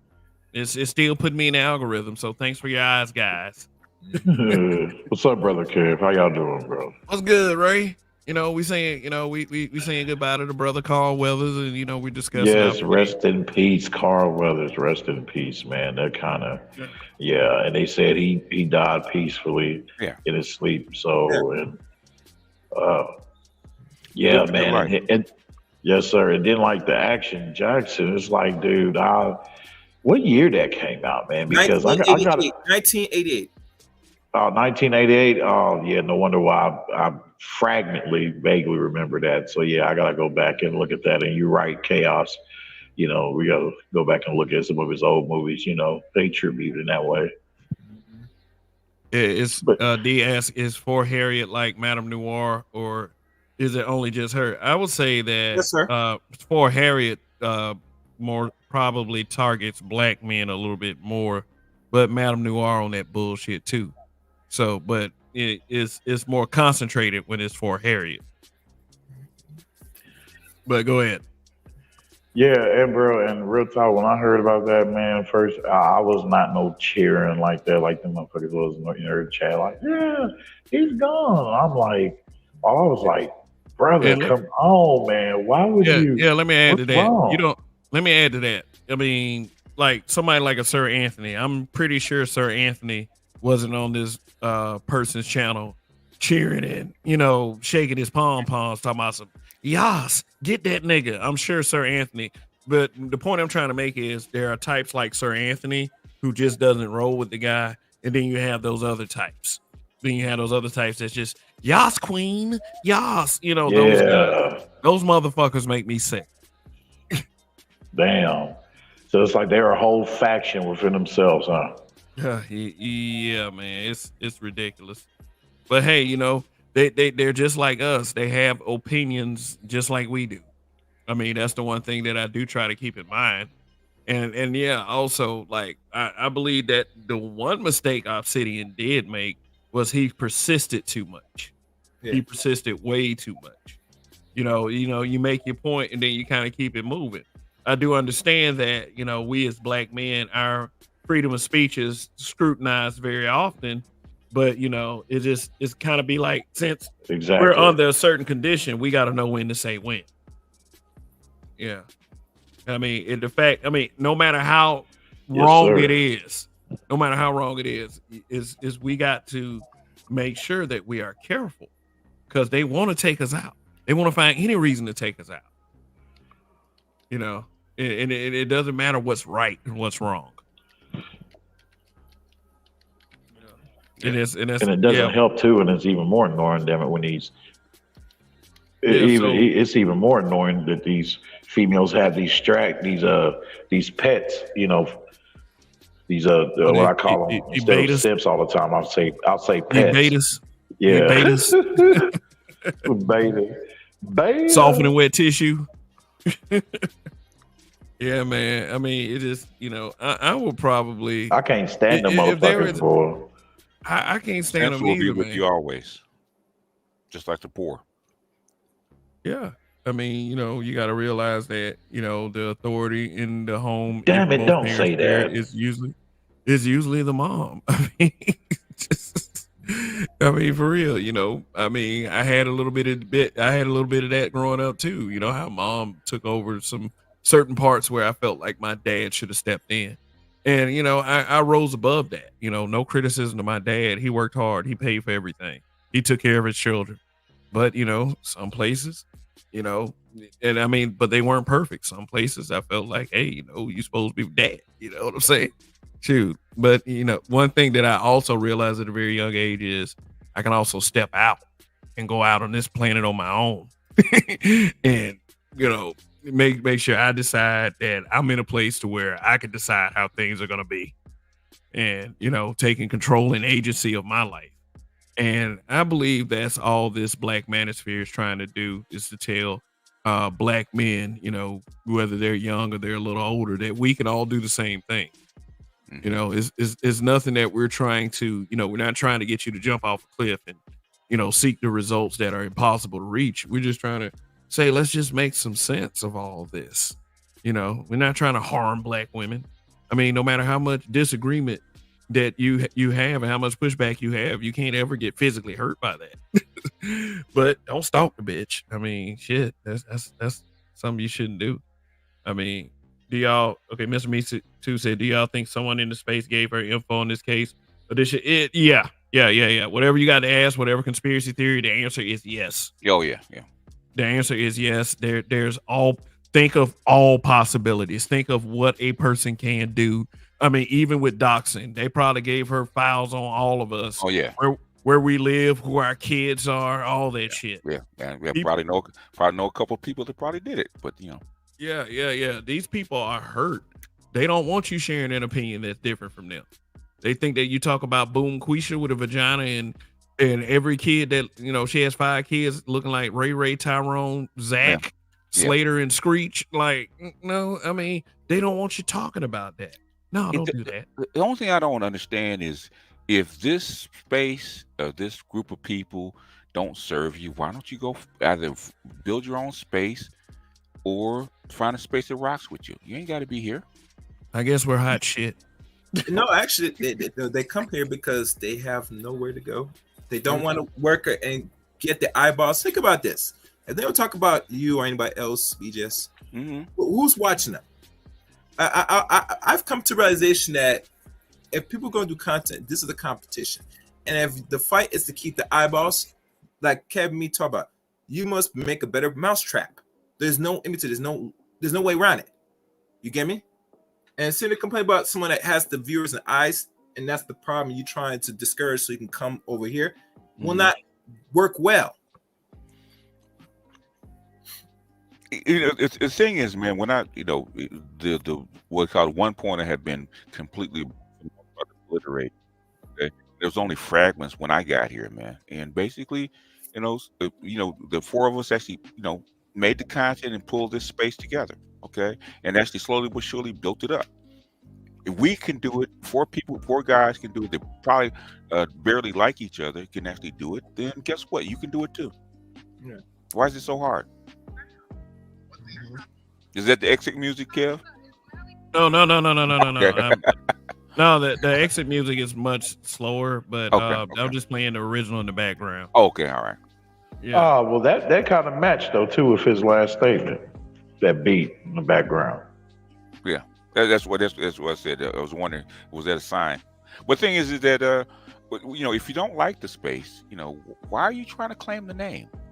And then when somebody, because you're supposed to actually work for it and protect the people inside your group instead of going against them. I don't know, man. I guess people, it is like, I forgot who was telling me this. It's just some people just want to see it burn. Oh, a game changer. Yeah. Some people just want to see the chaos. Some people just want to see it fail. Mm. I mean, even like when dealing with people in business, man, everybody wants to see you fail. They'd rather see you fail than succeed. And the mentality crosses over into things like this. And believe me, it's all the other stuff too. I mean, I think deep down these people are afraid of competition. I think they are. I think everybody's afraid of competition. I think they're intimidated if you got a certain amount of eyeballs on you and those certain amount of eyeballs aren't on them, then they feel some kind of way about that. And I can't help if some people are more talented than others. I mean, if some people are more talented than me, like speaking from Kev, if some people are more talented than me, I just admire what they do, and then I rise to the occasion and become better for myself. It's Or not learn, any. or learn from them. Yeah, I'll learn from them. Take, because that's what I used to do, in business. Like, especially like back in the day, in my younger days, like when we were in like full functional kitchens. I'm not talking about flipping burgers. I'm talking about we were putting some shit together. It's like we could all competed with each other, and instead of me being jealous of the guy for being better, what I did was took his best shit and then made it my own, and then bitch became the best guy around. Yeah. So people was looking at me like, wow, you have to be putting out some fire. So, the one thing is like, instead of being jealous, instead of being butthurt, why don't you apply what you believe are your strengths and then take strengths from everyone else and then learn that way? But there's also this, some people just aren't cut out for this shit, and they understand and they know it, and they go along with that little group of man pies, just like on that channel where Kimberly Foster was admitting that she reported that Obsidian channels and had them taken down. And then they snapping their fingers in the air, they popping their gum, they screaming yas, they probably rubbing themselves down with lotion and cocoa butter, celebrating and shit, because that's what these kind of guys do. I mean, shit. But I mean, it's what I'm saying at the end of the day is a goddamn shame. So I guess the best thing is to focus on ourselves and our content and doing the right things and giving the right information, because can't nobody fight the right information, no matter how much they try. Can't nobody fight a fact. No. Nothing. It can't happen. No. No. And I've always been the proponent of it's not how many, is who. So, like I said, my channel is actually built for only like 500 people, 500 subs of the right people. Okay, I got almost 50,000. Okay, so it's grown well beyond what I actually expected to actually be. But my premise is still the same. I'm trying to get a hold of the people that are in position to actually make things happen. Okay. Yeah. And everybody else is, if they're useful, fine. If they're not, it's still okay. I'm still going to put out the information. Okay. Because I started to quit in 2018. And you have people that are inside this space coming for your neck. Okay. Oh yeah. And not my neck, but also my family's neck. I said, okay, that was too much. Dr. Johnson convinced me to stay. Okay. He said, you know too much, and these men are lost, and they need your help. And if you leave, the stuff that you put out will not be available because nobody else is going to give it to them. Yeah. I'm looking at. Oh, I'm sorry. Go ahead. I'm saying D said what cats talk about here impacts the economy. It does. Yeah. Yeah. I mean, the Ice Cube effect, even though we call it the Ice Cube effect, Dr. Neal talked about that in 2020 when it happened. He said, this is the Ice Cube effect. Okay. Everybody laughed at him until 2022 when the name popped back up. Now all the Democrats and Republicans are actually afraid of black men and their voting habits. Okay. But Dr. Neal put that out there in 2020. I said, man, pump that. I said, don't hide that, pump that. And he did. And in 2 years of, he had a little trouble because he started messing with people's voting patterns and people's money. So he had to back off. I said, Dr. Neal, just let him know you're not part of the Black Manosphere. Okay. I'll let him know that. Okay. You basically, we disavow you. Okay. So go protect your neck, protect your job. But he came up with that. Okay. Okay. So what I'm saying, this makes impact. A lot of stuff I've been telling you can go. The hashtag BGS was right. It came from people 2-3 years later after I said something. BGS, remember when you said this? Yeah, it showed up. Okay. BGS, when you remember you said this? Yeah, it showed up. Because I've learned over a long period of time how these people think, and I can see what they're getting ready to do before it actually really shows up. Oh yeah, yeah. The worst is yet to come. I'm hoping not. I'm hoping that cooler heads will prevail, because if they do not, it's going to get real ugly real fast. Yeah. This is not ugly, okay? And I was Dr. Johnson tells me all the time. I used to tell him, I said, because Obsidian always used to say the cuts need to happen, and these people's feet, women need to feel the ground. I said that's fine, but you're not gonna like the results, the way it looks when you actually see it. Okay, you're not Yeah, gonna like seeing women and children on the freaking streets like you do now. Okay, exactly. so be careful what you wish for. I said it's gonna happen because it has to happen. The thing is, you're not gonna like it when you see it. You're not gonna like the 10% of your women selling their bodies in the street. Okay, regardless of whether you're a buyer or a seller. Okay, when you get that many women out there desperate to make a living, it's not a pretty sight.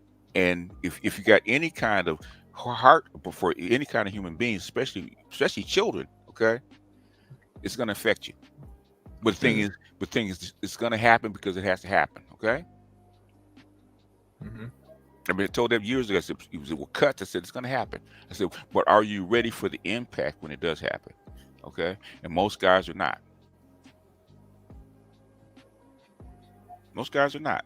Women didn't expect the with Passport Bros. I said like, in 2020, I said with remote work and the internet, I said you're gonna see men.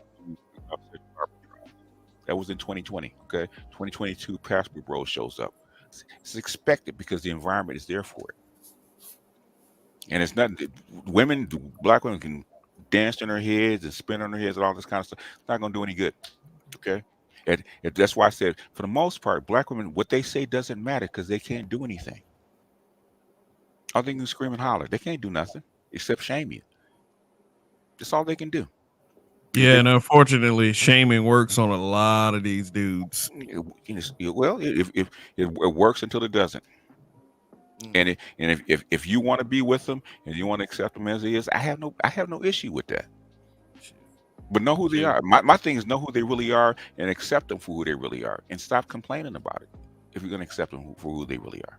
Yeah. Well, I have no problem, divulging the truth whenever I see fit. Regardless of the feels of the said people who want to take us down and give us all kinds of labels like hate group and terrorist group. Good. Okay. Good. I mean, but they wouldn't give you a hate group and terrorist group unless you were doing what? Making an impact. Oh, yeah. Because trust and believe, when I got here in 2014, 2015, guess what? The MGTOWs and black, the Manosphere and the Black Manosphere was not considered a hate group. They're considered a laughing stock. They're ineffectual, don't mean anything, it doesn't have an effect on the real world. I heard that for years. Okay. I still hear that sometimes. Okay. If it doesn't have an effect on the real world, why is it a hate group? Well, the dudes that from where I see it, the dudes that as you said, hey, if you want to mess with these women, know what you're dealing with, accept it, and just stop talking about it, whatever. But the thing is, they're going to act on their behalf to try to shut us down, that are standing against that feminist bullshit that they are willing to accept. They're trying to force us to accept it just like they did. Oh, yeah, because they've been brainwashed until you start showing their women, quote unquote, saying very stuff that they say that they don't. Because half the stuff that black women tell on themselves. All we gotta do is show it. That's all we don't make stuff up. We don't accuse them of anything. All we do is pull it out of their mouths and show it to men. That's what they don't like. No, I mean we know they got a problem with the truth. Yeah. I mean, even when you put it in front of it, it's like It's like I don't know what philosopher said this, but they say even if you put 30 tons of evidence in front of them, if they refuse to accept it, they will not accept 1 ounce Accept it. of it. Yeah, but they're giving baby showers to women without the baby daddy and women that's what the brother was saying. They're accepting women babies out of wedlock, even though you got 31 forms of birth control, and let's say 90% of states have abortion. Okay, you had the baby because you wanted to have the baby. Mm-hmm. And you had the baby because guess what? The older women that should know better refuse to shame you. They rather shame the guy who didn't intend for you to get pregnant in the first place.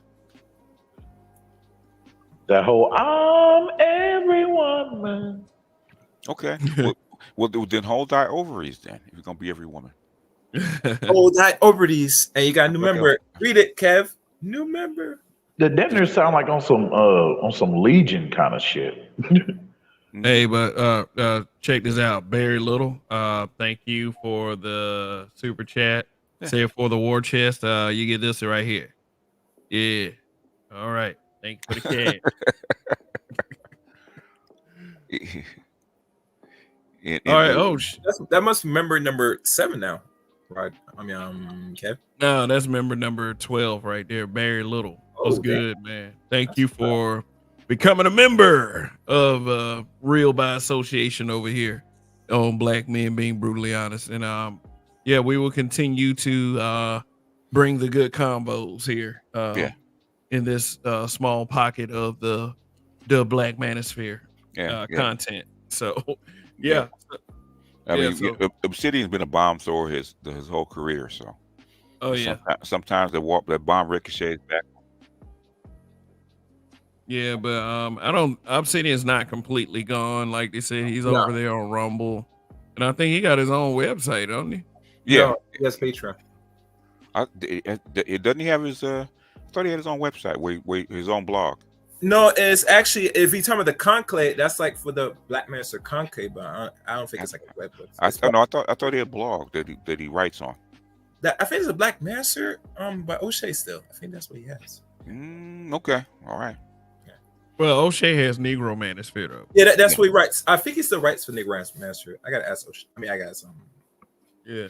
I have to start writing. So I think this month I'll start putting stuff up on Medium. So Well, you know, BJ, everybody's anticipating your very first book. So yeah, I know. It wouldn't be easier to finish one thing at a time, because book takes longer than this listen, right? You know, it does.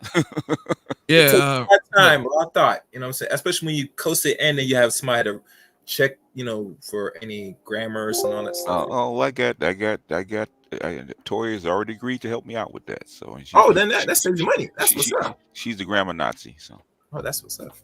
Oh yeah. Shout out to Toya.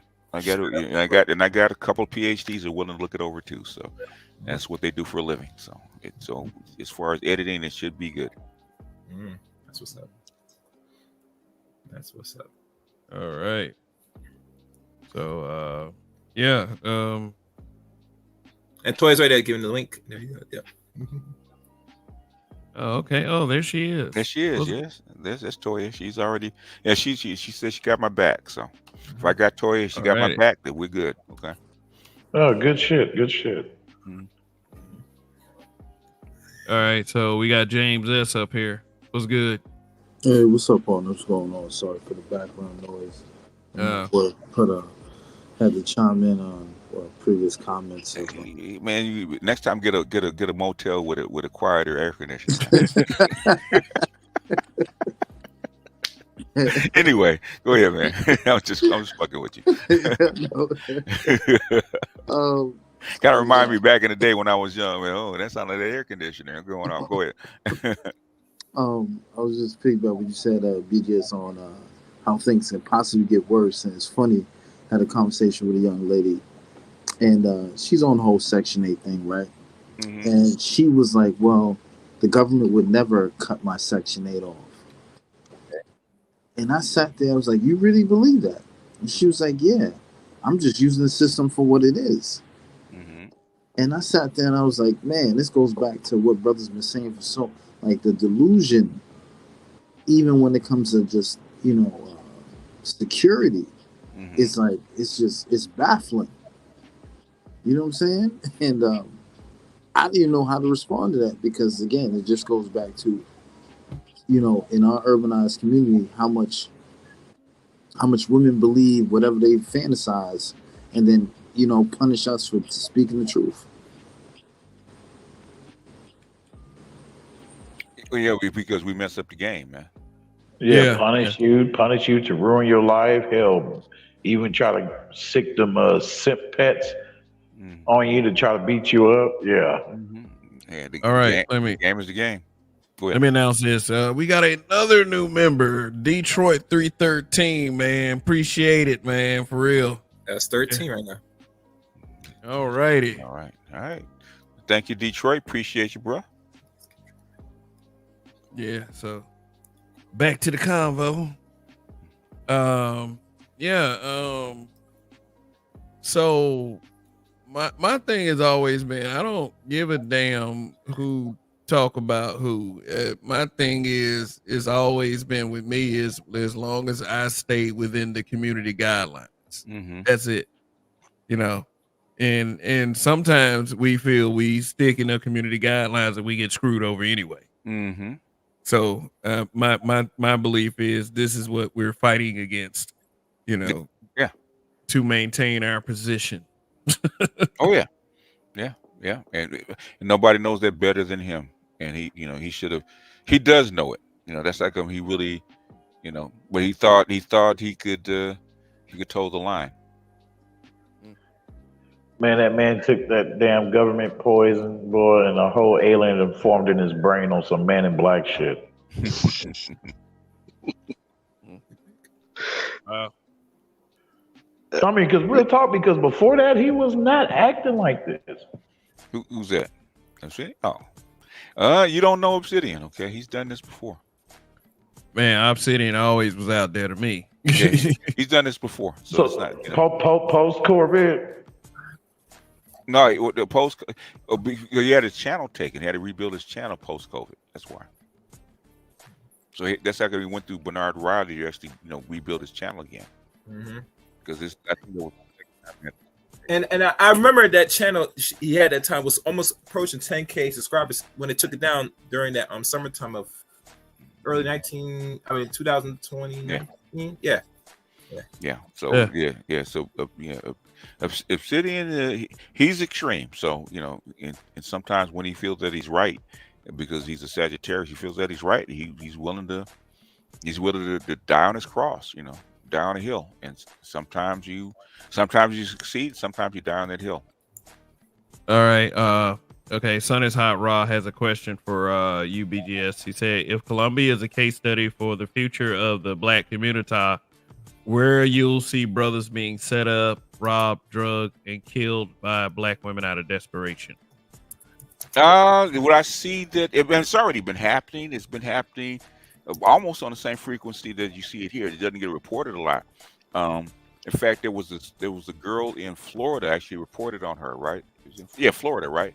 About setting up guys and them drugging them and getting robbed. Okay, she was actually through it wasn't Tinder. It was one of those dating apps, right? And she would set up young guys to get them robbed because I think she was like 17, 18, and she's doing time for that. And the guy that helped her do it. So this is not unusual. This happens all the time. So in fact, a lot of NBA players get robbed like that. Okay, set up like that. So it happens. The thing is we focus on it is because there's so much attention on passport bros. We got to remember, and I told the brothers, man, back when they first started going down there, I said, man, you got to remember, this is a former narco state, right? And them people are still there, and they're not the most law-abiding people on the planet, right? So you got to really be careful about where you go and what you do. I told them stay away from the tourist spots where these people will actually come look for you at. The thing is, you can't, brothers, they want to have fun and they believe they're in the United States or they believe that they're safe and they forget where they are. Okay. But they'll learn. So they'll learn. Yeah. But Colombia would not be the best test case for for the black community. Columbia really okay. This is the reason a lot of people go down to Columbia. A lot of black guys go to Columbia because the Colombian government is actually helping finance this by subsidizing cheap flights to bring these guys down there. I mean, so it's cheap. It's cheaper for some people to fly to Columbia than it is for them to fly to Los Angeles from New York. Okay, That's true. That's definitely true. Well, the thing is, they're encouraging you. It's cheap. It's accommodating. You have a good time. You can fly down there and spend a week and save a bunch of money and have a really good time, right? Yeah, but they ain't the only one that the Passport Bros obviously as mentioned. Brazil won, Thailand. I think they said Thailand is cheaper than both of them. Okay. Well, how much does it cost to fly to Thailand though?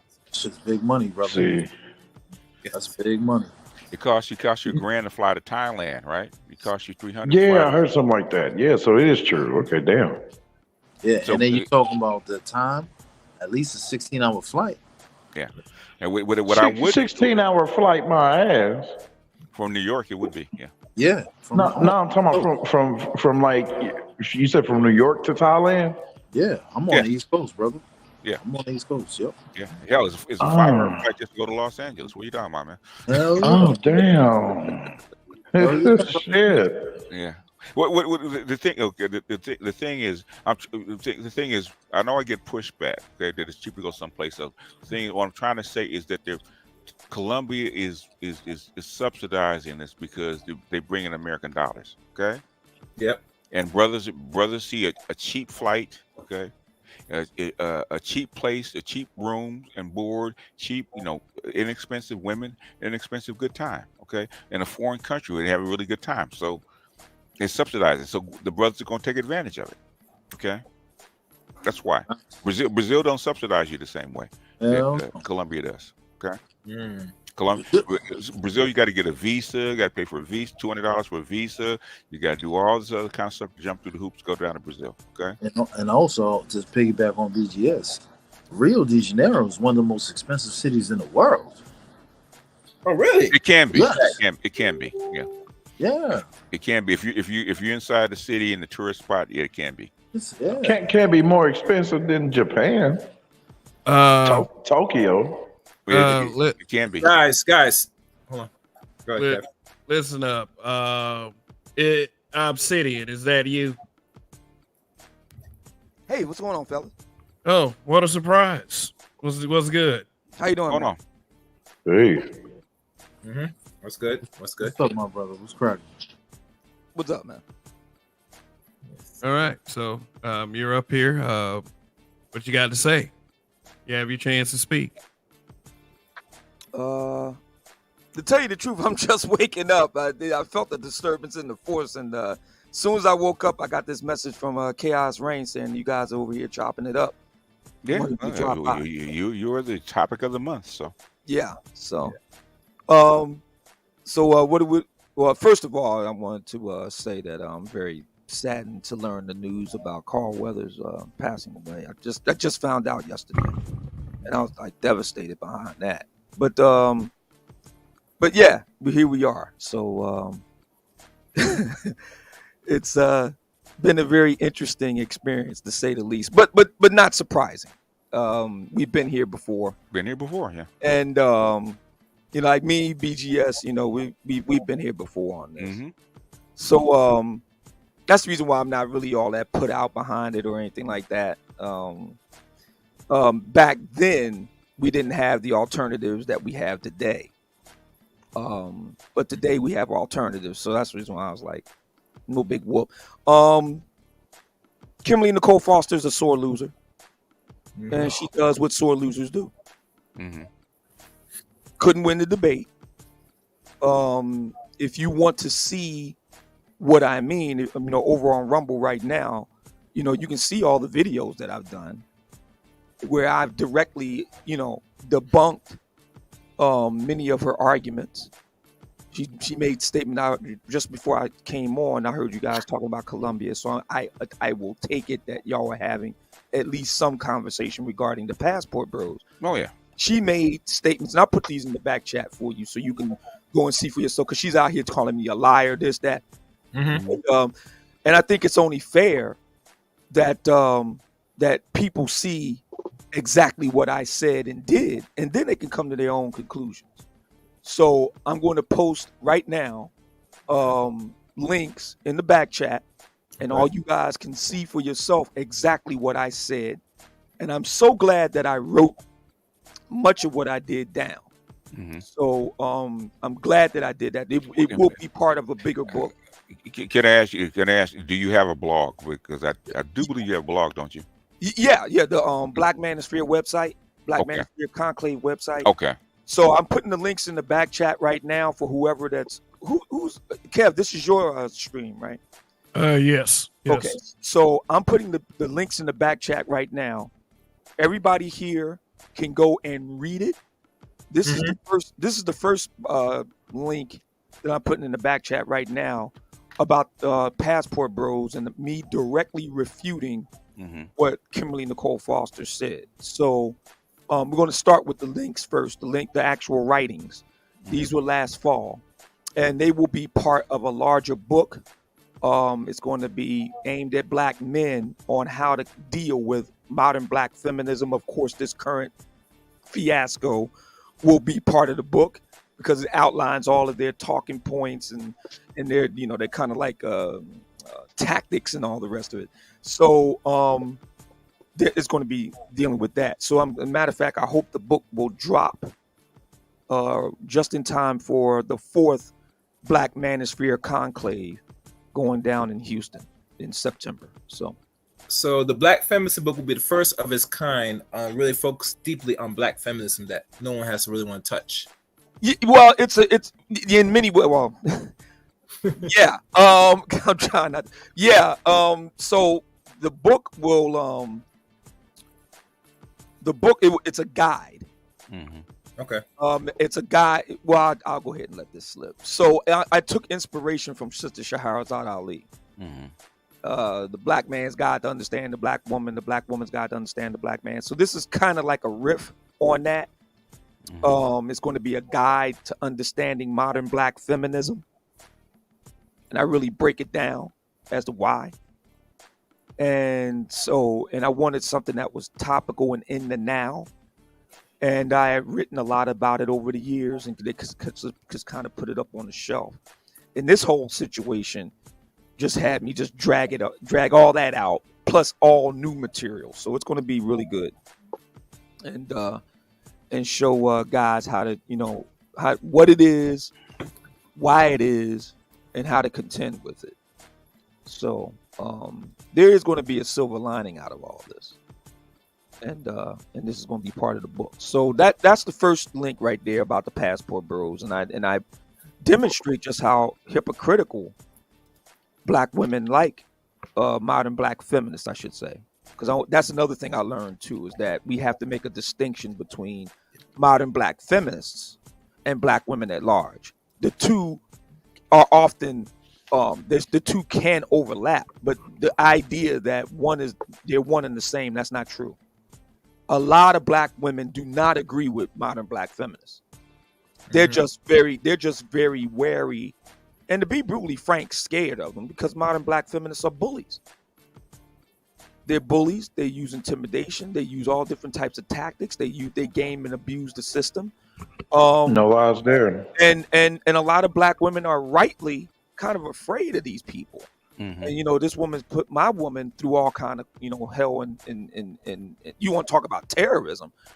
Calls to have her fired, calls to have her removed from polite society, calls to have her deplatformed, all that sort of stuff, simply for just saying, hey, look, what's the deal with you and Brittany Renner? Are you jealous of her?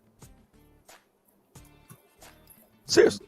And by the way, she is, but that's beside the point. Well, that was just it. She just said openly what everybody can see with one with one good eye. She just and she just said it in passing, and she only said that one time. She didn't keep going back to the well. She only said it one time, and that was enough to set off, Kimberly Nicole Foster, because Kimberly Nicole Foster is a very insecure woman. She's very insecure, and as well she should be. it is what it is. I mean, I'm not, and she's a very insecure individual, and she went after my lady for something like that. And my lady it hasn't. Now you want to make a case about terrorism and all that sort of thing, Mm-hmm. which is bullshit. Mm-hmm. My lady hasn't said anything since, and that's been over a year. Mm-hmm. She hasn't said anything about her since. Nothing. So where's the terrorism? Now the argument is that she's aiding and abetting it. No, she said what she had to say one time, and that was that. That, yeah. So no need to go back and forth. Say what it said and keep pushing. Yeah. So I want people to see. I got wind of Dr. Thunder. I don't know if anybody saw this. Dr. Thunder did a live yesterday. Yeah. Very, very irregular for him because he typically he's like me in the sense that we kind of do this Monday through Friday, and the weekends we typically take off. But he did an unusual Saturday live where he kind of recounts what happened on Friday when I was there. And it was really interesting. Kimberly Nicole Foster shows up in the comments. Now, Dr. Thunder is a small channel. Yeah. Right? Yes. I want guys to listen to something here. He's got a small channel. Less than 10,000 subs. But here she comes. She's got over 250,000. Here she comes. See, what I keep telling fellas, and BGS will back me up on this. It ain't about your channel size. No. It's not about your channel size. You know what it's about? It's about your ability to get your message out. There you go. To the right people. Yeah. Yeah. It's the right people, getting the right people to listen, getting the right people involved, and having a very engaged listening base. See, Dr. Thunder has very engaged listeners. He doesn't have a lot of them, but he's got the ones he's got. They're very engaged, and they're in her class too. Yeah, so it affects her more. Yes, and I think it really got to her because he doesn't fit the mold or the narrative of the Black Manosphere, and I think that's what's really like kind of bothers Kimberly is that it ain't what she thinks it is. And that's really what kind of sets her off on all this is that she can't accept that she's just wrong. She just can't accept it.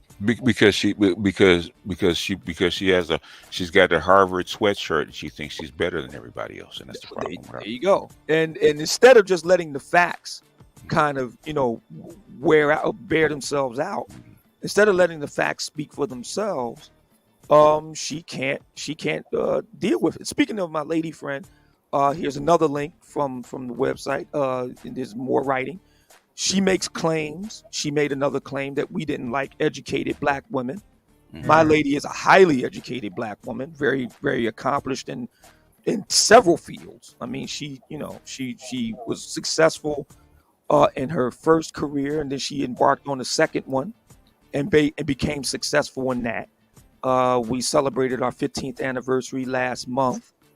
I mean, this idea that brothers in the Black Manosphere don't like educated Black women, debunked again.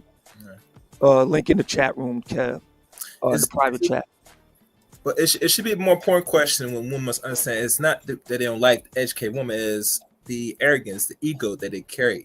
Like, right, yeah. And you know what's funny about it? Be cool. Then you know what's funny about it?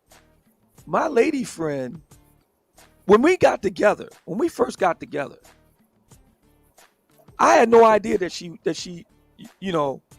went to college, number one, and number two, went to such an elite school. My lady friend went to Northwestern, and so that's right on par with Harvard. And you don't have to take my word for it. I mean, you can look it up. U.S. News and World Report is in the top 10, literally. So I didn't find that out about her until months later. I'm like, oh, okay. So, and the reason why I'm saying that is because my lady friend, she doesn't make it a point to bust you upside the head, letting you know, I went to Northwestern. No, she doesn't do that. She just doesn't. She's not that type of person. And and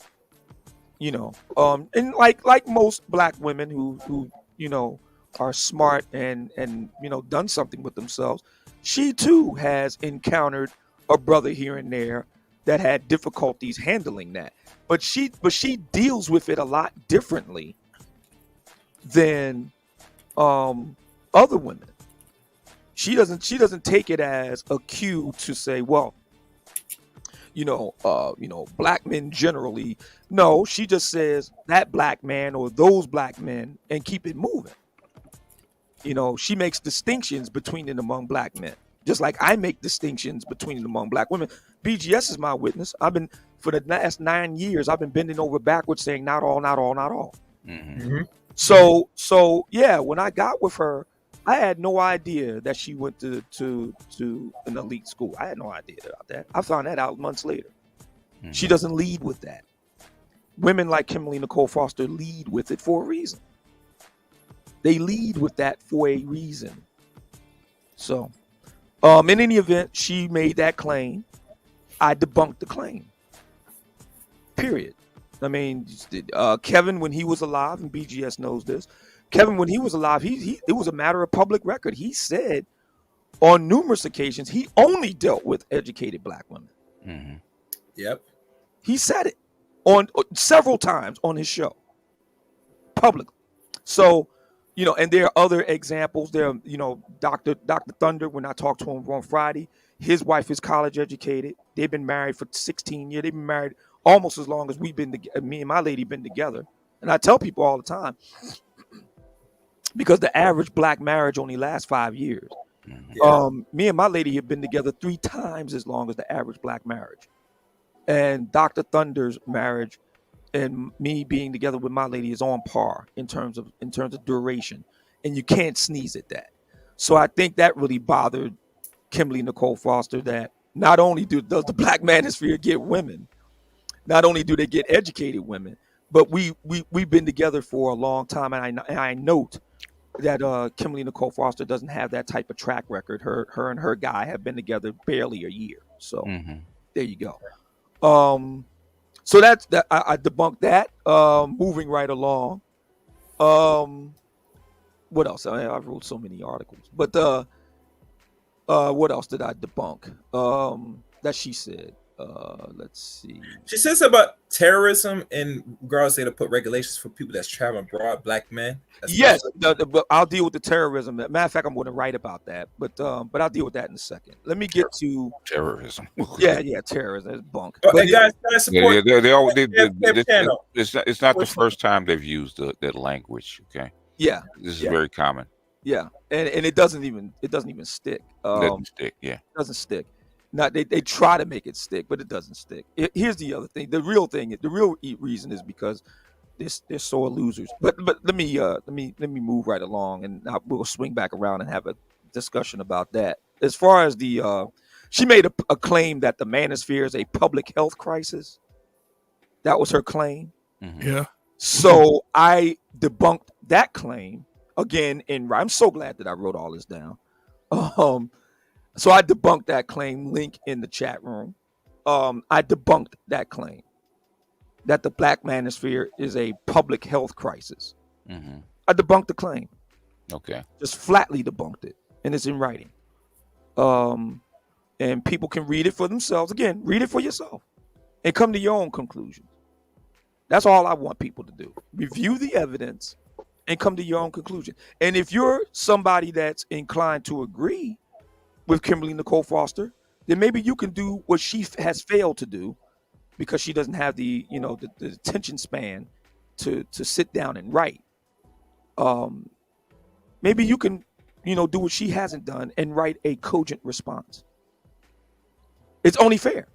It's only fair. If I'm able to sit down and write and lay out my positions, then it's only fair that whoever disagrees with me do the same. That's only fair. That's only fair. Would you agree, gentlemen? I would say so. Yeah, they basically depend on having going unopposed on the mic, and that day's over.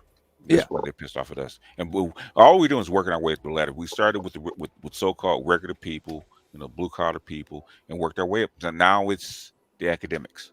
Yeah. It's just So, her and the talent. reason why I say that the attention piece, Hmm. for the record, Kimberly Cole Foster has admitted to having attention deficit disorder, Okay. ADHD, Okay. and it makes it very difficult to sit down and focus. Writing is a very solitary and very disciplined, focused thing. And I learned pretty early on that I have a natural gift for it, and I've been writing now ever since my early retirement in 2000. I met my lady friend in 2009, and that was the same year. We met in January. February, I was retired. So she has been with me through some serious ups and downs in the years since. And I never forget the day that I had decided that I was going to be a writer.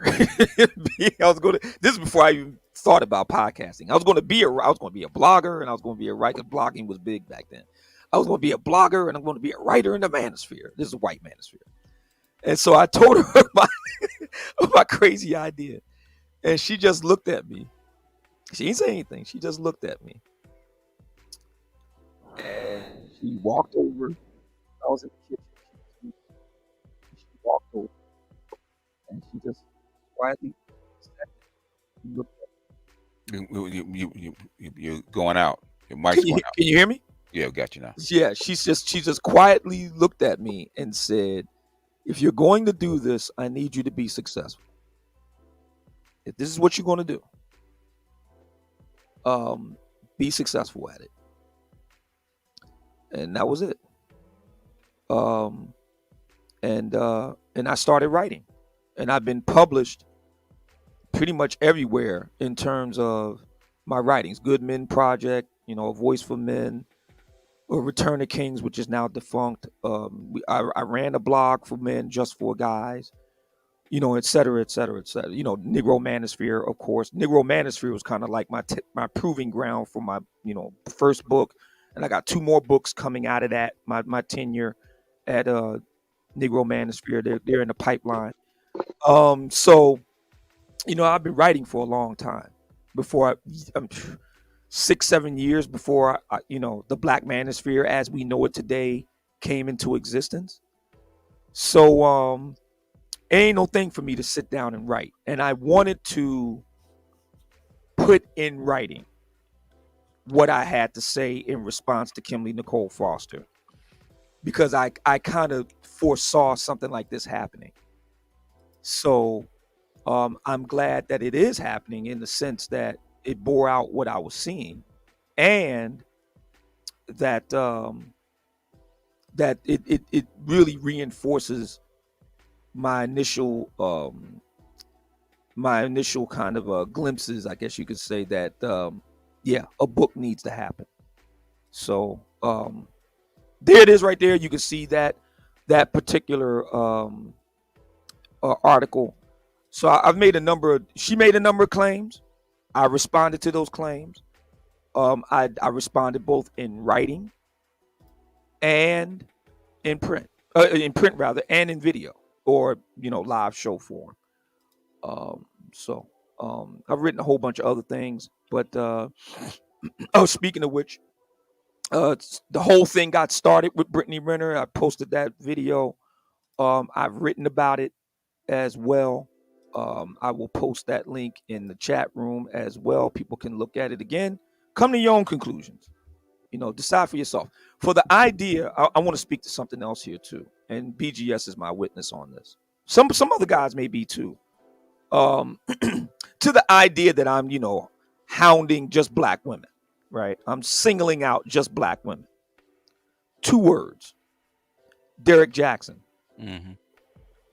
Oh yeah, those. You know how many videos I've done on Derek Jackson? Ooh, can we count? Upwards of 70. Is that all? Exactly. Is that all? Exactly. Yeah. Upwards of 70 videos. Okay. So for anybody that wants to say that I'm somehow, you did so many videos, I did maybe, I don't know, maybe Derek Jackson's maybe still going. Yeah, exactly. I've done maybe maybe a dozen. It could be more than that, but it certainly isn't as many as I've done on Derek Jackson. That's for sure. I've done more videos about him than anybody else. You've done more on Cynthia G than you've done on her. Yeah, I have, because I did a 30-day long roast to Cynthia G. So yeah.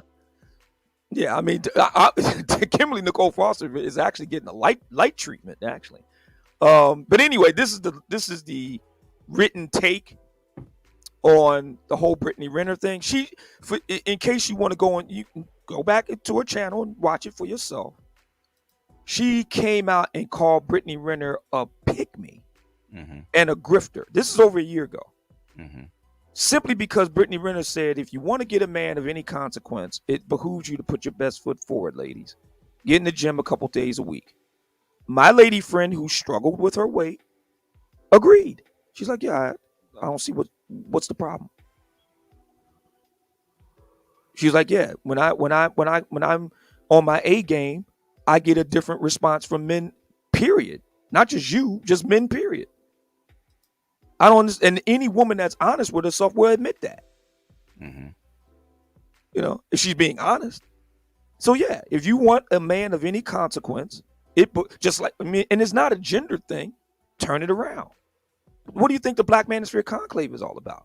That's what we do with the guy. Listen, if you want a woman, whether it's here in the United States, whether it's wherever you choose to go, it behooves you to put your best foot forward, brother. Look good, smell good, got some coin to rub together, got a plan, got your act together, got your life on track. That's a universal message. That's not Brittany Renner was talking to women, black women, but that same message could apply to the fellas. Get in the gym, eat right, look good, look better. You know, who really can disagree with that? Other than people like Brittany Renner. Not Brittany Renner, excuse me, Kimberly Nicole Foster. You know, she would disagree with it. So, I mean, that's how this whole thing got started insofar as my lady friend was concerned. So, you know. And I would like to address the gentleman now, and I'm going to be as diplomatic as possible. Okay. A brother asked me in the chat room, did I see so-and-so's stream and so forth? Okay. I will say this. For the brothers who either agree with Kimberly Nicole Foster and or are glad that she was able to get me off YouTube, I say this. Have they become a #1 best-selling author? Writing a book for black men. I want everybody to just think about this for a minute. How often do you see #1 best-selling books for black men? How often do you see that? Anyone? Nonfiction, very seldom. Exactly. So that's #1. #2. Are any of these gentlemen a top tier performer in their field? I literally went out on top. In 2023, I was in the top 100 most super chatted YouTubers in the United States 8 times. There are nearly 500,000 full-time YouTubers in the United States. I was in the top 100 8 times in 2023. I mean, just do the math. I am a proven revenue generator. And I did that with barely 30,000 subs. So again, the numbers of your subscribers don't matter. It's about the engagement. Yeah, that's what TLA says. Yep. And guess who you think I learned that from? I paid the lead attorney. The lead attorney has a live streaming course. I paid to learn how to be a better live streamer from TLA. And I gave a ringing endorsement of that course. He did not pay me to do it. He did not ask me to do it.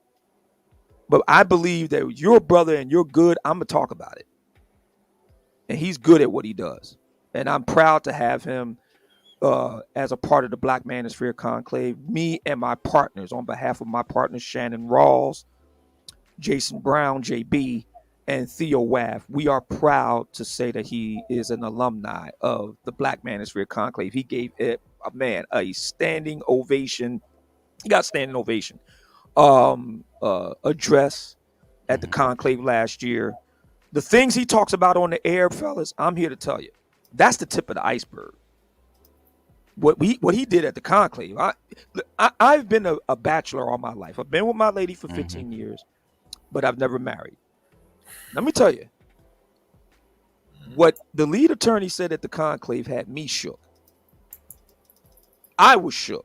I was like, oh man, man. And then we had on the other end of it, Carnell Smith, the brother who single-handedly brought legislation into existence to deal with paternity fraud, not just in the state of Georgia where he's from, but now it's in Tennessee.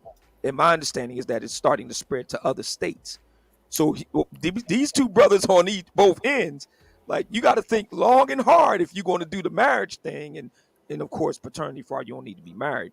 But you do have to be very disciplined and responsible about where you put your, as Dr. Umar Johnson likes to call it, your Shango stick. You have to be very careful. Obsidian, it's interesting you mentioned Tennessee, because Tennessee is now putting things in effect about you're going to have DNA tested to know if your child, so they got one of this. Yes. That's so that was the only change, that one state said, I'm going to take action knowing that this is going around. Yes. So bringing it back to certain gentlemen who, are kind of cheering and shouting, my thing with them was this. Are they a top tier performer? First of all, let's ask, are they best-selling authors? They don't even have to be number one like I am. Tucker Max, but that may not be a name familiar to some of you. But Tucker Max, white gentleman, went to Duke University Law School, has been on the New York Times bestseller list 4 times. When I was doing my research for my first book, I was, looking around and I saw him because I knew who he is. And he said, Tucker Max said that if you make the Amazon bestsellers list, New York Times bestsellers list, you get the idea. If you make either of those bestsellers lists and you're only on there for one day, you can claim to be a best-selling author. Okay. I was there for several weeks. So, so for anybody that wants to criticize me on the male side, that will be my first question. Are they a peer? Are they a peer in terms of YouTube? Are they a top? Can I look them up on Playboard, which is the YouTube equivalent of Billboard, and look them up and see if they are in the top 100? Is Kimberly Nicole Foster, who's been around for basically about better part of 15 years, is she in the top 100? And does she have many books that she wrote? Exactly. Where are her books? I've written 2. One of them I didn't even have any intention of writing, but did it because the women asked me to write the book. Yeah. My focus was just black men, but they said, well, "What are you going to do for us?" I said, "Okay." So I, just on a dime, I went and wrote a book for them. So, and those are just, the tip of the iceberg. I got, last time I checked, I think I got like 15 books I'm writing. So, those are 2, and I got about another baker's dozen to go. And the book on modern black feminism is one of them. So, with any luck, there'll be quite a few books coming out this year, maybe 2. And I'm also writing a book about Kevin, and it's taking me time to do it because it's a very, very emotional thing. In a lot of ways, I'm still grieving his passing, and it's been almost 2 years. Rest in peace. Yeah, I don't care. Yeah, and so yeah, that I'm working my way through that. So I don't know. It'll come when it comes. But in any event, yeah, the modern black feminism book is definitely going to drop this year in 2024. So are your books going to entail the events of what went on these past 2 years when it comes to the enemy? Are you kidding me?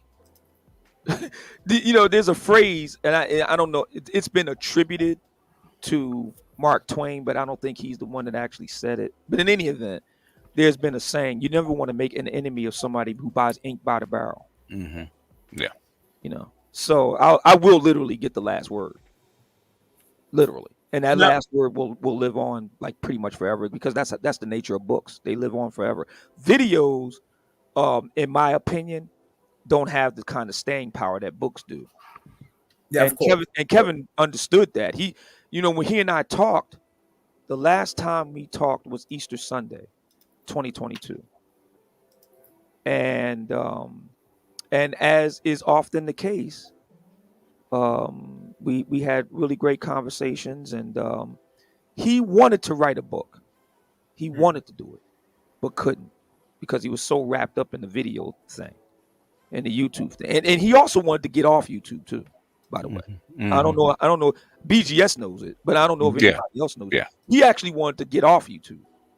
He wanted to take things into the real world more, and he was so caught up in it, and he was trying to, and I guess he did find a way out, but nevertheless, he wanted to write a book, and I said to him, "Yo, man, a book needs to be written about what you're talking about, because a lot of people are misconstruing or deliberately misrepresenting what you said." And he said, "Yes, you're going to have to write it. You write it. I just don't have the time, and you have the talent. You're the perfect man to write the book." There have been several books written about Kevin since, by the way. Yeah, and, not really a part, and I can't really deny that the people that wrote the books, they probably took some clips from his streams to compile it. But it's not really sincere than the person personally. Yeah, get more context to the actual book. Yeah, and I'll tell you a secret. I'm not sure if you're familiar with Khalid Muhammad.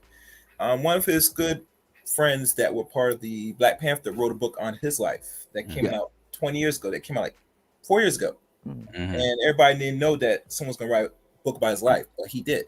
Yeah. So it's gonna be somebody that knows someone is gonna write the book. Yeah. Like, and so maybe this transitionary period, I guess you could call it. I call it a new era for me. Maybe that'll see me finally finishing up that book with Kevin too. We'll see. But yeah, in any event, for those who want to be my critics, that's fine. Just ask yourself, gentlemen, have they achieved what I've achieved? Because I find that we just talked about the lead attorney. Do you see the lead attorney out here windmilling? Yeah. Obsidian's off YouTube. Do you see him doing that? Nope. My point is, guys that are really successful, this has been my experience, the guys who have been really successful, they really don't have much to say about it, in part because they got their own thing going. Yeah. We always said, because I remember 2015, there was not much here. People keep saying there was not much here when me, Obsidian, Angry Man, and there wasn't much. Yeah. So we built this stuff brick by brick. Sure did. Yeah. Sure did. BGS was there. He's the elder statesman of the Black Manosphere now. He was there. He got just as many scars and bruises as the rest. Oh yes. Real quick. I want to thank Brizzolero Shelton. Hey Shelton, what's going on? Yeah, for the Cash App. Really appreciate that support. This one's for you right here.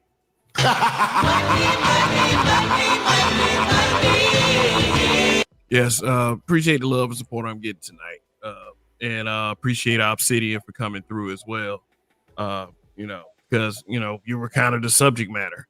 Yeah. So, I don't mind being the subject matter. No, he does not. Here's the other deal. Here's the other deal.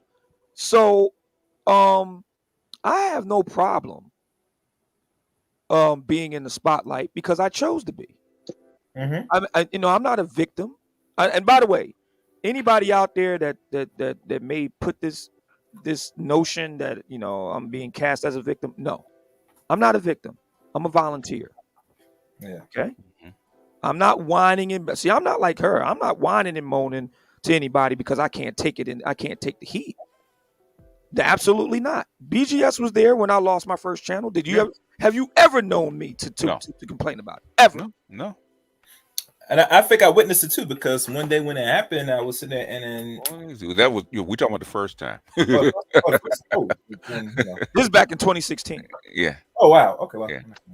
Yeah, I actually lost the channel. Yeah. And ain't no thing to me.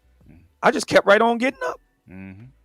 That's what winners do. Winners don't, complain about, having setbacks, because winners understand that setbacks is part of the game.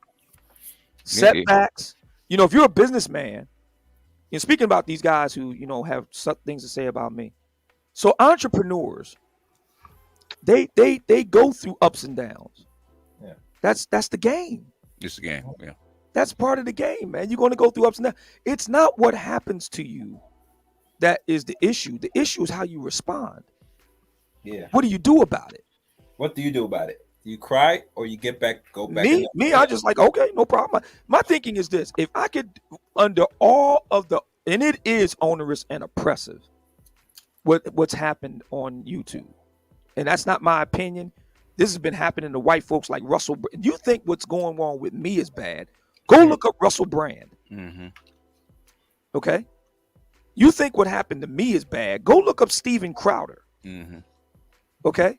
Go look up David Rubin. Okay. These are white people, and they going through it with YouTube. Mm-hmm. My thinking is this: if I could do what I've been able to do with YouTube, what could I do with Rumble? Mm-hmm. Could do a lot.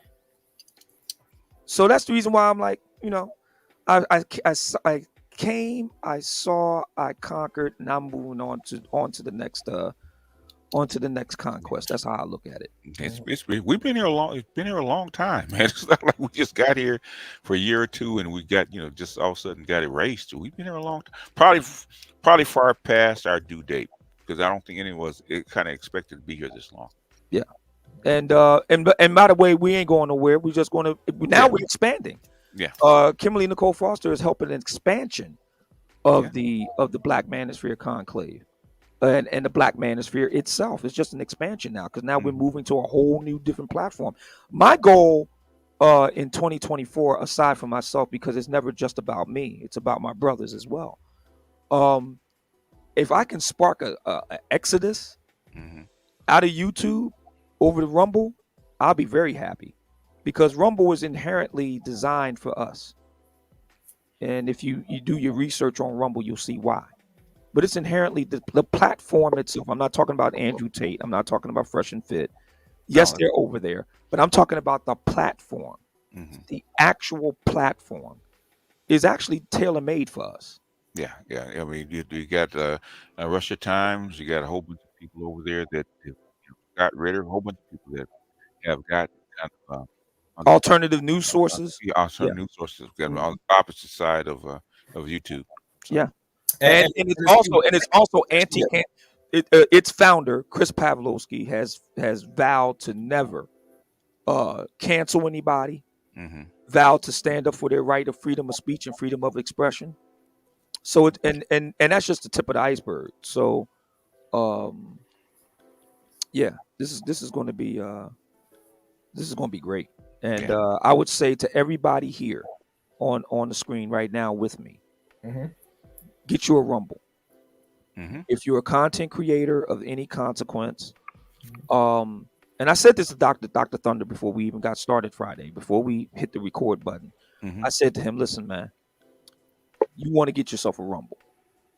And if you don't do nothing else, just make it a mirror site. Everything you post on YouTube, post on Rumble. Just have that option there. Because I don't know if y'all guys heard about what happened to a sister named Shay Sharday. Yeah, we did. You talked about it, yeah. I took you on Twitter. You can follow me on Twitter. Just look for my name. You can find me over there. I had said begun the Pick Me Wars have. Yeah. In fact, there was a video by said we actually gonna nickname her Bowser. Bowser had talked about the Pygmies, the Pygmy Wars on one of her channels like 3 weeks ago, and all of a sudden her channel goes down. So exactly. I mean, let's put together the dots here. So, and I had contacted her and told her you need to be over on Rumble. So if I can kind of spearhead a Black Manosphere exodus, And I'm not saying give up your YouTube. If you got YouTube, I'm not saying give it up. What I'm saying is you also want to have a backstop on Rumble, just in case. Well, can I put a pause a second? Hey, before Cash ring, let me go and read this super chat from Mr. B2. Got Trail Bentley tax on it. Thank you for your support. He said, salute to the old man. Hindsight is blah blah. Looking back on this, do you think you would go the same route? I keep telling you, Obsidian is Obsidian, okay? Hashtag cover our general, hashtag wartime. Yeah, people this. People think it's a mistake. I said that's his personality. Okay, like him, love him, hate him, being different. That's his personality. Okay, he hasn't changed. He hasn't changed one whit since I first met him. There he is. There it is. To the guys who accuse me of being a waffler or a flip flopper and all that, there you go. No. Yeah, but like BGS has known me from the beginning. So from the beginning, yeah. Even for guys when you're actually blogging. So. Wow, I didn't know that. Yeah. Wow. So you really do know me from the beginning? Yeah, I do know you from the beginning. Yes, sir. Yeah. Wow. Well, I will say this real quick to you two guys, Obsidian and BGS in particular. You're figureheads of the space, and it feels good to have not only one polarizing figure on here, but two polarizing figures that ruffles feathers quite often, because that's the kind of guy I am. I'm welcoming of that kind of thing. So I really appreciate you two stopping by. Yeah. Now, I want to say something very important. Mm-hmm. One thing I've learned from many content creators, and especially Kevin Samuels and the other dude, Tommy, I always thought when even doing this that it's going to come to a point that when you do any content that's deemed controversial or something that people not gonna like, always the best move, and I always harp this, is you need to spray yourself very out there. I mean, you gotta touch every social media, everything possible, because anything and any given notice to what you're trying to put out here for the public is always going to deem as problematic. I knew about Rumble last year, right? And I put some content over there here and trying more focus on growing following than anything else. But I look at it as this: the only way you can make yourself invincible is you have to make yourself untouchable. And how you do it, so you have to make yourself so big to the point where once you're gone, anywhere you go, you grow back instantly. Yeah. That's when you know you have arrived. Yeah. And if you don't believe this, Tommy Son Moyer is one of them. Because every time he's gone, he come out, he's able to grow the falling instantly. That's where you want to be at as a person, as a content creator. There's big, and then there's big to where the people that really matter will come down and ask Andrew Tate. Okay, can't get no bigger than that. Well, when we get to the level of MC, then people worry about that. Yeah. This is what I say to that. Again, I think that I made the top 100 with just under 30,000 subs. I'm a big fan of military history, so everybody will know what I'm about to say here. And I've always admired Leonidas and what he could do. And yes, there were, because a lot of guys will say, well, no, it just wasn't 300 Spartans. They had the Athenians and all that. Yeah, but they weren't professionals. As if you watch the film, they actually show you that. And Leonidas said, well, what do you do for a living? He said, I'm a potter. He said, okay. Well, what do you do for a living? I'm a butcher. Okay. And then he turns to the Spartan, well, what do we do for a living? And they all, chant, they shout. We're professional soldiers, man. And if you got professionals, he proved that a handful of professionals can do a whole lot more than a whole lot of guys who are like weekend warriors. I don't need everybody. As a matter of fact, I take inspiration from the United States Marines. I'm just looking for a few good brothers. I don't need everybody. And history has proven that over and over again. You don't need everybody. You just need the right committed good people. And so I feel very humbled and blessed. Speaking of 300, yesterday I crossed the 300 follower mark on Rumble. So I haven't even done anything live. Just posting my other stuff over there. And so as the word gets out, and a lot of people on YouTube. By the way, you should know, Kev, you should know. And I want to let anybody know, anybody that wants me to come and talk. YouTube does a guilt by association thing. If they boot somebody off YouTube and you talk to them, your channel is at risk of being removed as well. I just want to let you know that. And that's just another reason why I don't want to be here anymore. On the, me myself on the platform, I don't believe in guilt by association. That's patently un-American. Yeah, it is. It's patently un-American. So what do you recommend I do? Take the stream down as soon as I'm done? Well, I mean, I'm just letting you know it's your call. Move with caution. That's what he's saying. Yeah, move with caution. Caution. Yeah. I don't agree with that. I don't agree that, like, I had Tommy Sotomayor on last year, and I'm like, people aren't going to tell me who to talk to. I make that call about who I want to talk to. Okay, this is not the Soviet Union or communist China or communist North Korea. This is the United States. And here in the United States, as American citizens, we have the right to freedom of association. That's the First Amendment. So YouTube, but that doesn't apply to YouTube. But that's what I'm saying. That's patently un-American. Now people will say, well, it's a private business and they can do what they want. And that's true. But they're a private business in the United States. Yeah, and basically they have a common carrier tag too, because FCC. So. Right. So that's what I'm saying. So I find that patently un-American. Yeah. But in any event, as we move on, let me just say this also. You'll see up on the screen right now, a noted, certified. I didn't even know this at the time, but I found it recently. She is a noted and certified professional matchmaker. Okay, she's just not out here, just calling herself that. She actually went to school, paid good money for it. Matter of fact, her and Tanya TKO were in the same class. Okay, if you can believe that.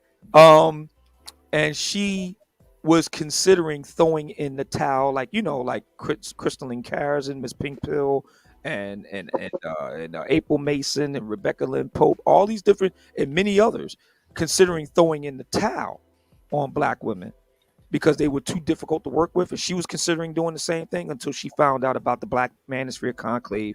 And she said, if these brothers can get themselves together, what is our excuse? And so she wants to work with us because her thing is, we want to get these brothers before they leave out the building. We want to get them, because the Black Manosphere Conclave is overrepresented with passport holders. About roughly 75. We're doing our own in-house studies on surveys on brothers who come out to the conclave and alums of the conclave. And we found in our in-house studies, 75% of us are active passport holders. That's insane when you sit down and think about it. Most Americans do not own a passport, and when you take it to Black Americans, even less so. And historically, that number has been predominantly Black female. That is rapidly changing. Yeah, rapidly, yeah. And I put it out there to the ladies, because ladies do listen to us. Look, you need to sit down and think about something here. You need to think long and hard. Can you really afford to lose a brother that's making 6 figures, suited, booted, looks good, smells good, is about something? Can you really afford to lose a brother like that? Do you really want Marta or Bruna or Maria or May to get that brother? Think long and hard about this. With 2 million less Black men already, can you afford to lose a brother making mid 5 figures? Here we go. 75 grand. 75 grand. Yeah. He bringing home 75 grand. Can you afford to lose him? I mean, and so that's the reason why there's brothers that disagree with that. Why is it that y'all want women at the conclave? Man, we do business all day long with a bunch of hard legs. When we done and it's time to have fun, that's what the ladies are there for, to have fun. Makes sense.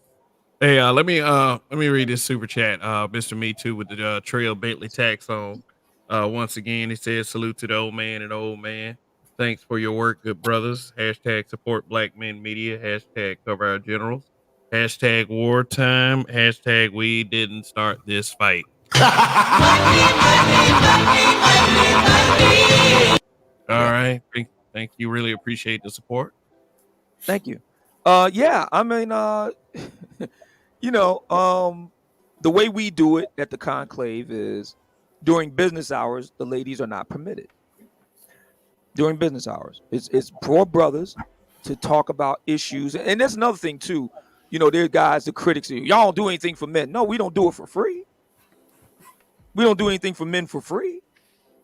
If you want instruction, you know, the stuff that we do at the conclave would set.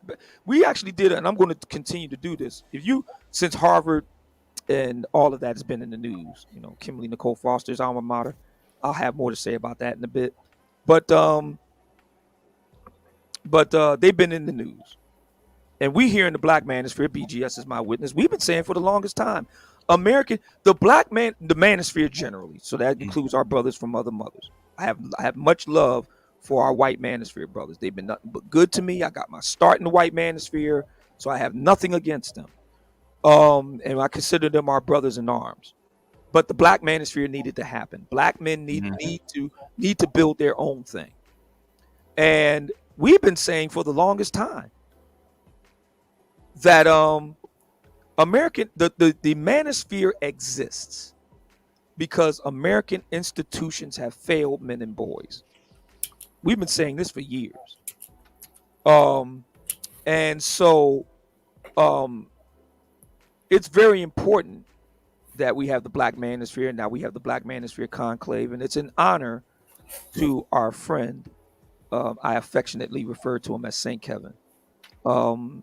It came about in part because of him, in part, but also in part because of the vision of Theo. Matter of fact, Theo Wav and Sir Tyson, some other brothers, they all came out of Kevin's group on Facebook, The Mix. That's how it all got started. And Lil Big Nate added his contribution, and it is important to point that out. He did add his contribution to it, and we just kind of took the ball and ran with it, man. And we have a rule at the conclave that during business hours, the ladies are not permitted. It's for business, and we talk about business. I just told you about the lead attorney, Carnell Smith. We talk business, all kinds, and not just in terms of literally, but also, you know, all the things that need to be discussed among Black men. We do that in closed door session. That's the reason why we call it a conclave. It's a closed door private session, and we do that over the weekend, Friday, Saturday, and Sunday. It goes down in September every year, and the prices that we offer are extremely reasonable. Right now, you see it right there on the screen, right up at the top there in the red, early bird ticket sales, less than $100.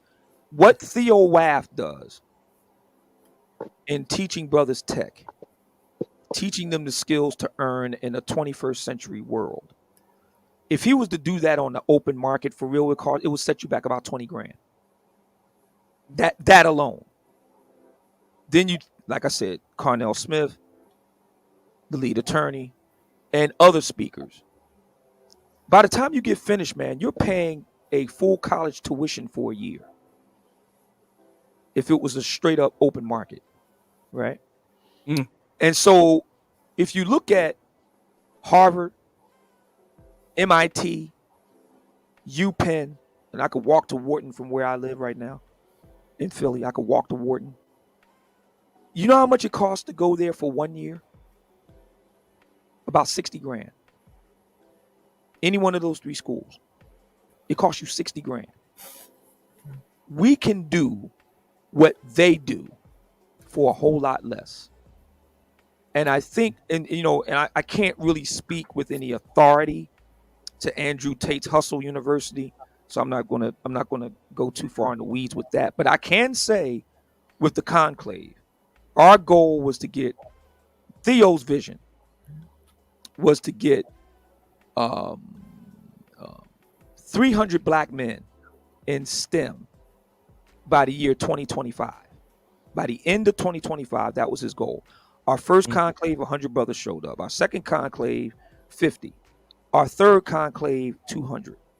Do the math. We've exceeded the goal in less than 5 years.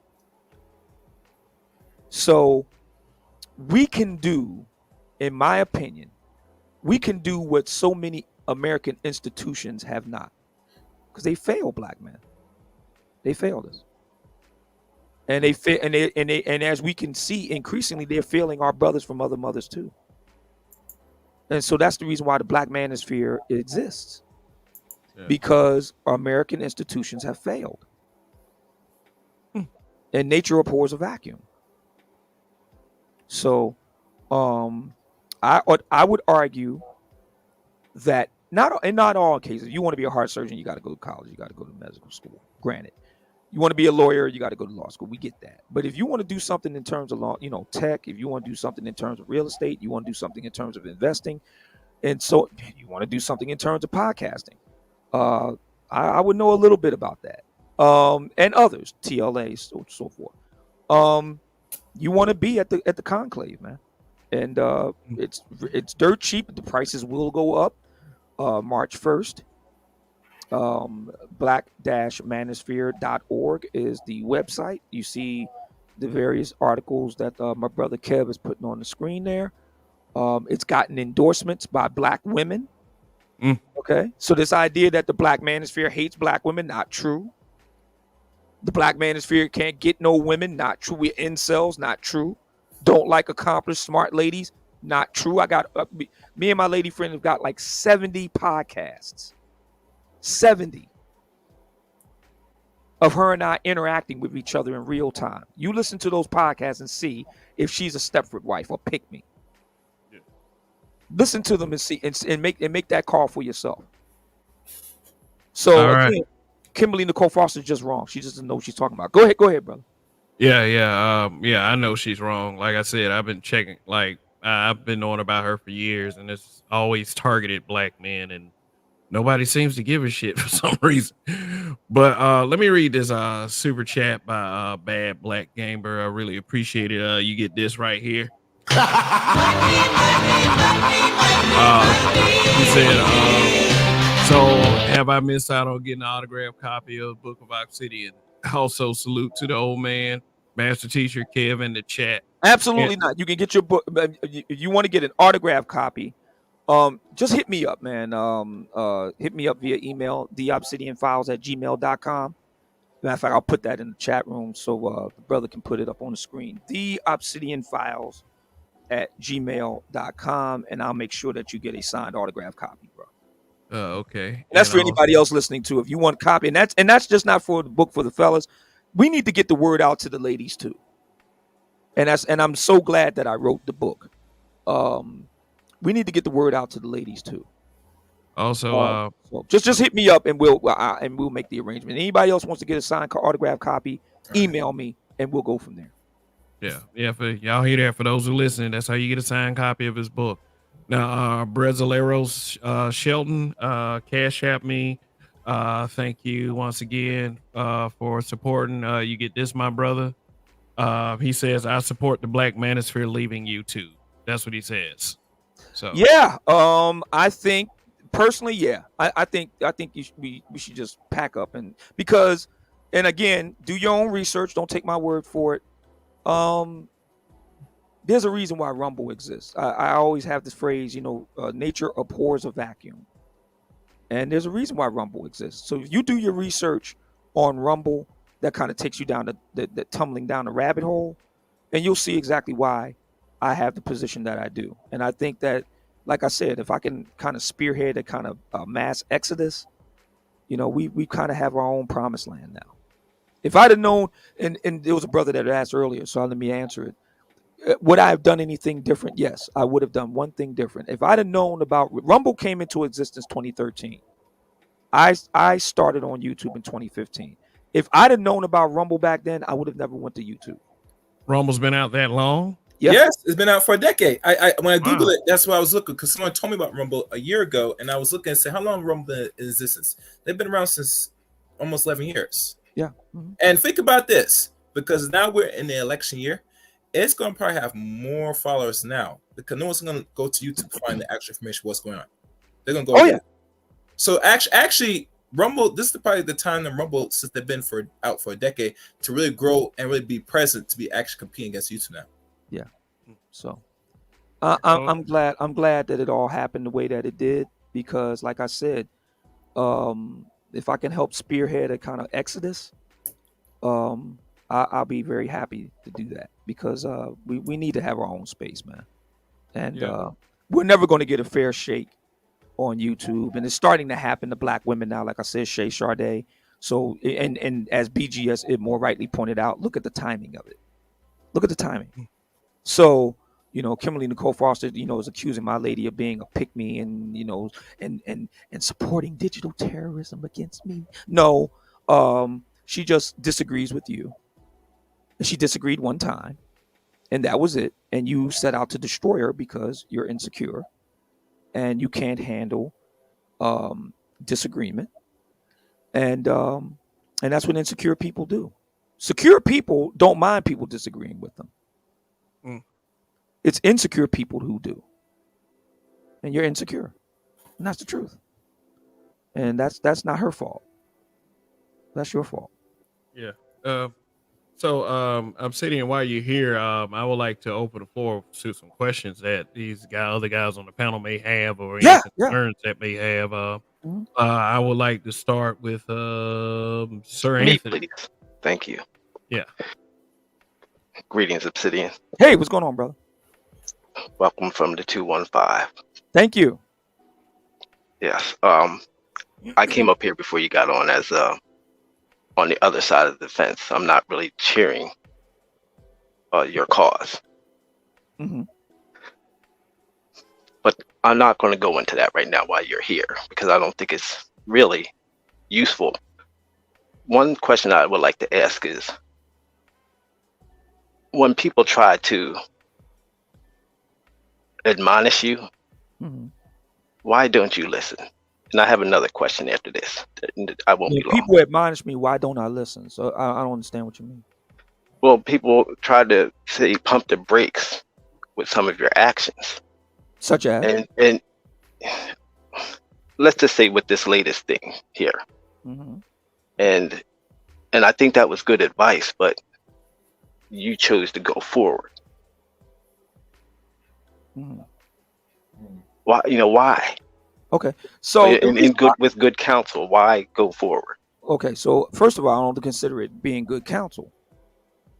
That's to just be brutally blunt. I don't think telling somebody, don't make mama angry is not good counsel. There are a lot of black men who are scared to death of black women. True. They'll never admit it. They'll never admit it. But there are a lot of black men that are scared to death of black women. I ain't one of them. I ain't shook. Kimberly Nicole Foster, nor any other black woman scares me. None of the black men that they try to put against me scare me. I have a right to have my say, and I will. And they're not going to stop it, nor are they going to stop me from doing what I do. It's not my fault that they're not competitive. That's not my fault. If they don't like what it is that I have to say, do better. I didn't like what Derek Jackson was doing. So you know what I did? I didn't try to have him run off YouTube or run him out of business. What I did was I wrote my own book. What I did was I got with brothers with like mine and put together what will become the Black Manosphere Conclave. What I did was I presented my own arguments. That's what being competitive is. When you have to go and appeal to white people, okay? To deal with your competition, that tells me you're not competitive. And Kimberly Nicole Foster is not competitive. That's the truth. Because if she was, she would just make a better argument. I note, for the record, that she has not responded to anything I've actually said. If you go and listen to her, it's all ad hominem. Yeah. All of it. And that's a tacit admission that she can't address what I've said. Now, you got all these links in the chat room, Kevin? Yes. You've been posting them on the screen? Again, oh, yeah. Go and watch them for yourself. Listen to them, read them for yourself. I got another link for you. I've argued that modern feminists keep women single. Kevin said it.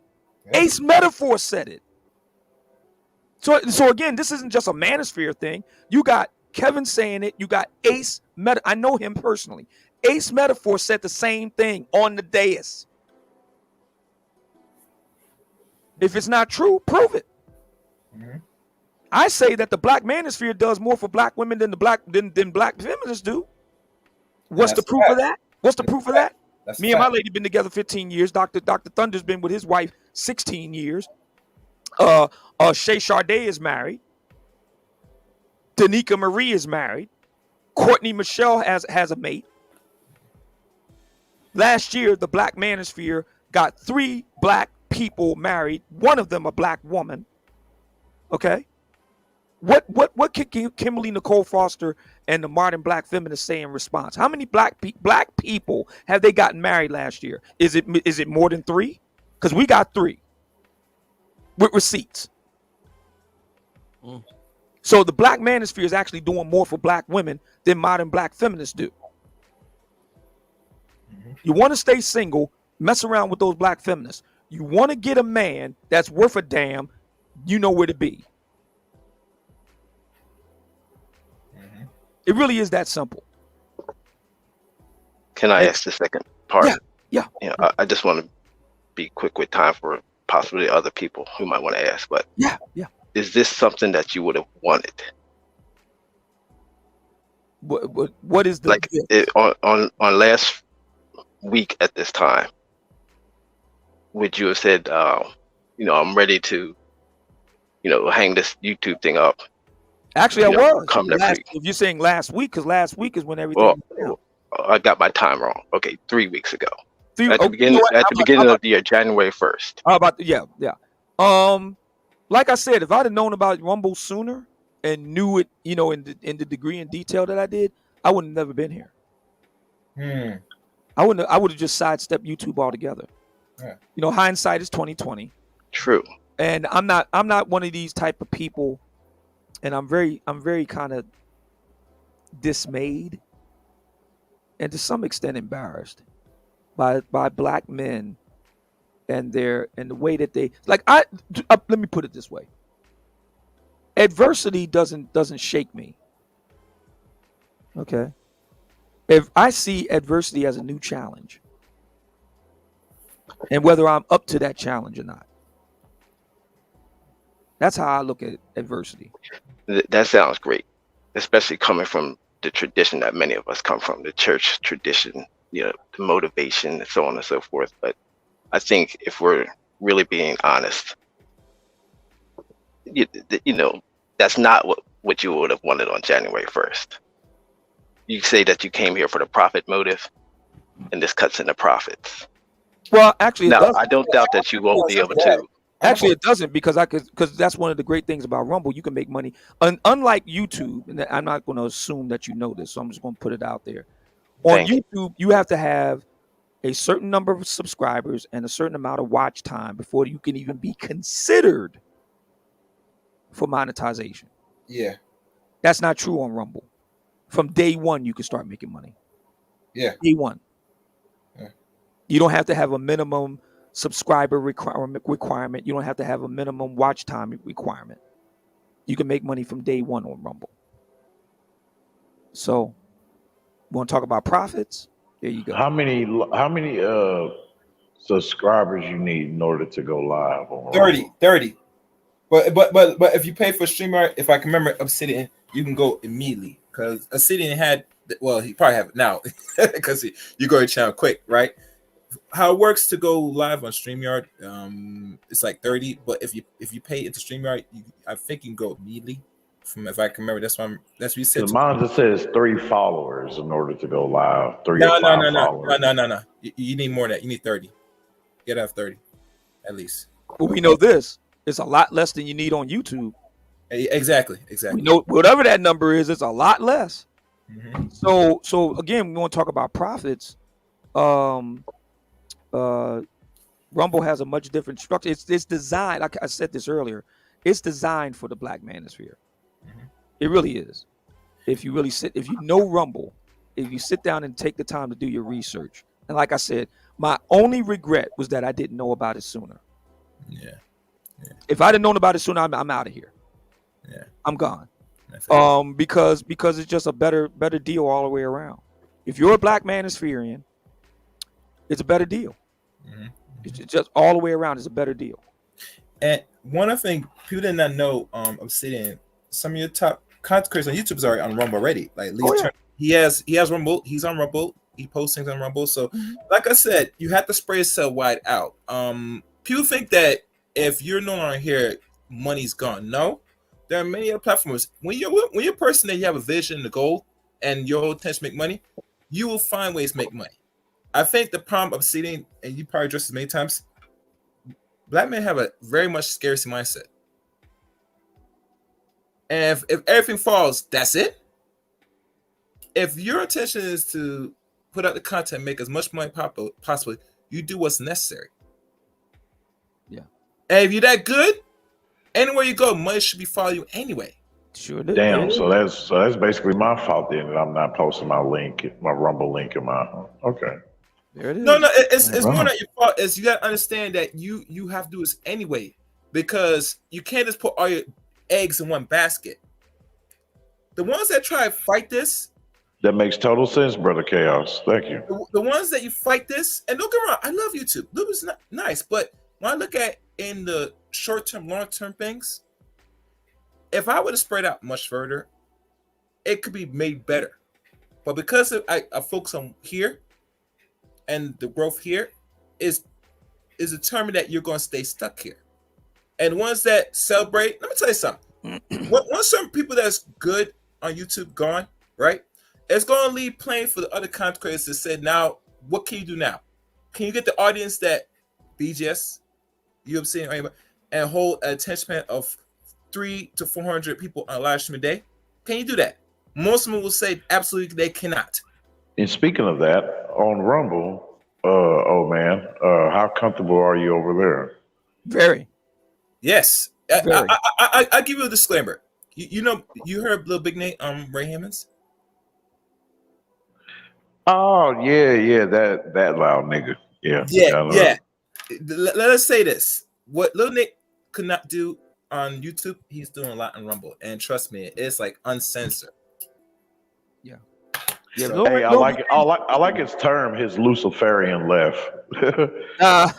Yeah. We have to attribute that to our brother Little Big Nate. But yeah, how comfortable do I feel? I feel very comfortable. Yeah. So yeah, so if anybody wants to get a book, signed autograph copy, just hit me up, theobsidianfiles@gmail.com. Link is in the private chat. If Kev wants to put that on screen. I also put one of my live shows, Single Women Keep Women Single. By the way, over on my Rumble, I've been posting all of the live shows that I've done on Kimberly Nicole Foster, so you can hear for yourself. She says I'm a liar. Okay, let's see what she says I've lied about. Now she wants to talk about her boyfriend. Okay, we can talk about that. I write about it over on the website. And the reason why he's part of the game is because he made himself part of the game. He went to his Twitter, a public platform, and was talking smack about my lady friend. And I said, okay, well, you can get it too. Why is it okay for him to do it, but it's not okay for me to respond? Why? And that's something they were talked about. I have a possible response to that. Okay, yeah, go ahead. You brothers go first. I spoke already. No. You give an answer. Why is that possible? Go ahead. We talked about Brother Kevin. He didn't do beefs. That's not answering my question. You know what I'm saying? But still, just don't do the beefs. You didn't answer my question. If it's okay, I am talking. It's not okay. Okay, exactly. So my position is, hey, look, if that's what you want to do it, I contacted him first. Man to man. Said, listen, man, I can respect that you have your lady and all the rest of it. Maybe we can work this out man to man. He didn't want to do that. He want to hide behind her skirts instead and continue to talk trash. Okay. I tried the diplomatic route. I tried being a gentleman about it. So now it's whatever. Well, I like Kevin's approach. don't do beefs. I like the approach too. I like the his problem approach is, too. I have no problem with I Kevin. like his approach too. The problem is the other side doesn't agree with that approach. That's the problem. I have nothing more to say. Okay. I wish you Again, the best, Obsidian. I tried to be diplomatic about it. I Yes. tried to be a gentleman about it. And he was the one that wasn't a gentleman. Because we could have squashed the whole thing right then and there. I could have said, okay, cool, we could squash the whole thing and keep it moving. He had the opportunity to do that and chose not to. So I was like, okay, cool, it's whatever now. This whole thing is going to end up backfiring on him. Yeah, I think there was a certain select few that said, that you was basically doing too much digging, if you will, more than need be, and I can kind of like agree on that to the degree, you know what I mean? Because I'm gonna come back at you, but the thing is, I'm not gonna have it to be so long going because then it will become redundant to me, and I hate being in what's redundant. So I'll move on to the next thing. So I've to done a whole that lot of things. degree, I was like, hey, there's a point. I've done a whole lot of things in the interim. That this idea that it's just all Kimberly all the time is not true. Mm-hmm. Oh, I forgot to tell you, Obsidian, because you're on Rumble. Also look into Odyssey app as well. Odyssey. Well, one platform at a time, man. I know. Just to, look at that too. I'm not saying to but I know one other guy that's on here that's on YouTube, and I forgot about Odyssey. I'm looking at Odyssey is pretty decent, but like I said, that's just so. So I mean, so really, what this is about for a lot of black men is fear. Don't make mama angry. I don't give a shit about that. You came into the public square, Kimberly, so you get what you get. If you don't like people disagreeing with you, I mean, this is nothing new. She had a big thing with Nicki Minaj in 2022. Y'all know about that? No, I don't. Oh yeah, she had a big deal with Nicki Minaj too. So I mean, this isn't her first rodeo. I mean, she ain't gonna come out to me, but you ain't innocent to me. So, creature, you already done showed your hand. She's a whole strag goblin. So yeah, she's a whole staunch feminist. I'm good. Oh yeah, yeah. Let me read this. Read this super chat from Mr. Me Too with the Trail Bentley tax once again. Appreciate it, my brother. All right, he said, my brother's a bit of unsolicited advice. Forgive me. My outlook on money is every single dime created is mine, yours too. The key is as long as I can find a constructive, productive something to work for, the money will come. Okay, I appreciate the super chat support. You've been on it, Mr. Me Too. I really appreciate it, man. There it is. Matter of fact, speaking of that, she had a big thing with Nicki Minaj. This is way predates anything with me. So this idea that somehow she's just going about her business and living her life, and then I get terrorized. No, she was terrorizing people. Don't believe me? The link is in the chat room, and you can go and read it for yourself. Read it for yourself. Mm-hmm. She wants to be able to use her perch to have her say, but she don't want no blowback, and that's not how it works. That's how it works, yeah. If you have a right to have your say, and people have a right to respond. And Nicki Minaj has a lot of dedicated fans, and they responded.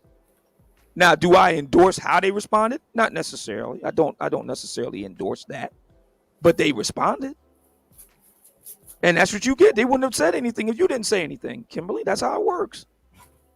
So the idea that the black man is bunk. What you say? Someone said something? Yeah, I said, so the queen send her millions after the motherfuckers, huh? Pretty much. And, she got death threats from Nicki Minaj's followers. You want to talk about terrorism? Isn't there a phrase called terroristic threats? Where have I issued any terroristic threats? That's a crime. Doing that is a crime. Yeah, that's a cyber crime. So I've never done anything like that. So yeah, she said that shit, man. Go ahead, my bad, bro. Yeah, they trying to use as stronger words as possible to get rid of us. We're a terrorist group. We're a hate group. We're a public health crisis. All this nonsense. It's a bunch of bunk. And Kev, again, knowing how YouTube works, if you want me back, I'm willing to do it. Just as long as you know what's going on, I would strongly urge you get a Rumble. But look, I want people to look at the evidence and come to their own conclusions. If you come away after reading evidence and I still side with Kimberly Nicole Foster, great. I just want the evidence to speak for themselves. You can bet this over here. The Ray Hama is saying this right here before the world that you won't get me sharing with these motherfuckers. You know what I mean? For your demise. You know what I mean? So because that's evil and that's anti-brotherhood. So yeah, I don't do that shit. No, Appreciate you, man. Thank you. No, I wouldn't side with a feminist over a black man, and I don't see why any black man would side with a feminist over a black man anyway. I mean, bro, I'm seeing these motherfuckers is cheering. Right, they're cheering. Like as much as she said about black men, this is what you brothers Well, do. a lot of these brothers are blinded by their hatred and envy. Let's just call it for what it is. Yeah. They're blinded by their hatred and envy. They are. And they think that the enemy of my enemy is my friend, but they don't understand that they didn't read the actual story and what happened. Because the guy who said that ended up being beheaded. So, yeah. So, she talking about you too, bro. She talking about you too. See these pro-black guys, the pro-blacks, and these other dudes, and I call them the Black Manosphere's rejects, to be brutally frank. That reminds me, old man, of this. You just reminded me of this character on this show who basically was serving as female war general during this time when there was like 6 armies. They had a coalition where there was going to be 6 nations against 1 nation. Yeah. So, and this dude was serving this chick, and he gets his ass kicked by this chick. You know what I mean? He likes it. And he's just so like in love with her, as he says, but at the same time, she's kicking him in the face, and he keeps coming back, ready to serve her. That's right. And the brother asked earlier, do I really think is envy and so on and so forth, hatred and envy? Again, look at the brothers who are doing well. Do you hear from them? Ask yourself, is there any brother that is doing well on YouTube? And then by extension, life itself. That can be that can be verified. Ask yourself, are they the ones out here doing all the cheering? Consider the source, brothers. I don't see Angry Man out here cheering. No. O'Shea Duke Jackson, no. No. And Angry Man's pushing to 1 million subscribers right now. So yeah, he's doing pretty well right now. He would be wise to get a Rumble. And those that cheer are bitch made. Yeah. So, you would be wise to get a Rumble. My brothers, O'Shea Duke Jackson and Angry Man, they would be wise to get a Rumble. I think O'Shea most likely he's gonna stay on YouTube because he's making the money. I don't think he's gonna switch to Rumble, personally. Well, if something happens, he probably will. Maybe he would be wise. I mean, I won't be surprised, Angry Man, because he's been fighting this for a good long time, and if anything, God's sake, they well, I mean, like the idea presented is not bad because we got all these things that people talking about shadow banning and they dropping subs off our channels. I mean, I understand some people do unsub, but like at the rate that we lose subs, YouTube playing with us right now, and we know this. One question that comes to mind, Obsidian, because I'm not sure there's any videos on Rumble. I don't think Rumble kicks people like sub count. Once they finally follow, they stay follow unless they do something. Correct? Say what? They don't remove followers. Well, Rumble? Yeah. No shadow banning, no channel banning, no juking the stats. That's the thing about it. Once you are a follower, that's it. Unless you decide to remove yourself. Right. And like on this platform, they're constantly flipping with numbers. I heard people say they've been finagling the live viewers. Basically, Game Changer coined it good. He said basically what they're doing, they are suppressing the numbers, subscribers, being funny about it. Like, because it's kind of funny how one of my videos won out of almost like 90 videos, or 90 stream. I mean, 90 videos basically, where one hit 2,000, first 2,000. I was like, wow. So, and I've seen other funny numbers too. That, yeah, I sent the screenshot one time to BGS. When I looked at one of his videos, I'm like, huh, it doesn't match. I'm like, how is the likes higher than the view count? I'm like, that's weird. So yeah, and hopefully Rumble doesn't do that kind of shit. No. Matter of fact, do your research on Rumble. I'll go and get the fact. Do your research on Rumble. It's a much better platform. Just do your research, bro. Yeah. Just do your research. Like I said, most of the bigger controversial people are over there. So it's only a matter of time when Rumble and it's already at that level right now because they already got most major players over there anyway. So, like I said, ooh, good question for y'all. Good question for y'all that knows Rumble. My bad, bro. But I want to ask you, man, since you know about Rumble, brother Kev. Okay. All right. So if I also, as you said, I'm going to strongly take that advice, brother Chaos. Why were you saying not putting all my chips in one basket, which is very wise. So I go ahead, and divide my time to that. So therefore, what if I do? Will I have the struggle of dealing with this damn buffering system, man, when it comes to screen sharing? That whole annoying thing. It even happens to Black Ram too, and sometimes. I'll give you a simple answer, Ray Hammis. No system's perfect. Like I said, the more people that's on the platform and they grow it gets better over time. That's my only answer. You can do research. No, that doesn't have nothing to do with perfect though, bro. Hold on, I got my answer your question. Because even me, when I first started doing live streaming, when it was available before you had to start using StreamYard, it was always a test run. Once they find a system that worked, they move on and then give the consumer the option to either pay for it or whatever. Nothing's really perfect. So if your concern is, are you concerned if you're streaming, you're going to have these buffer issues? That solely depends on what platform you use to stream. You get me? Now, if it still gives an issue, then you have to go back to upload a bit. Like I said, you want to give another platform time to get to the point where they could put in new material. Different updates. You get me? Nothing's perfect. Hell, YouTube didn't start well back in 2005. It was a small bitty channel, but as time grew and people start liking the platform, growing the platform, they improved by putting new systems here to make it much more user friendly. Yeah.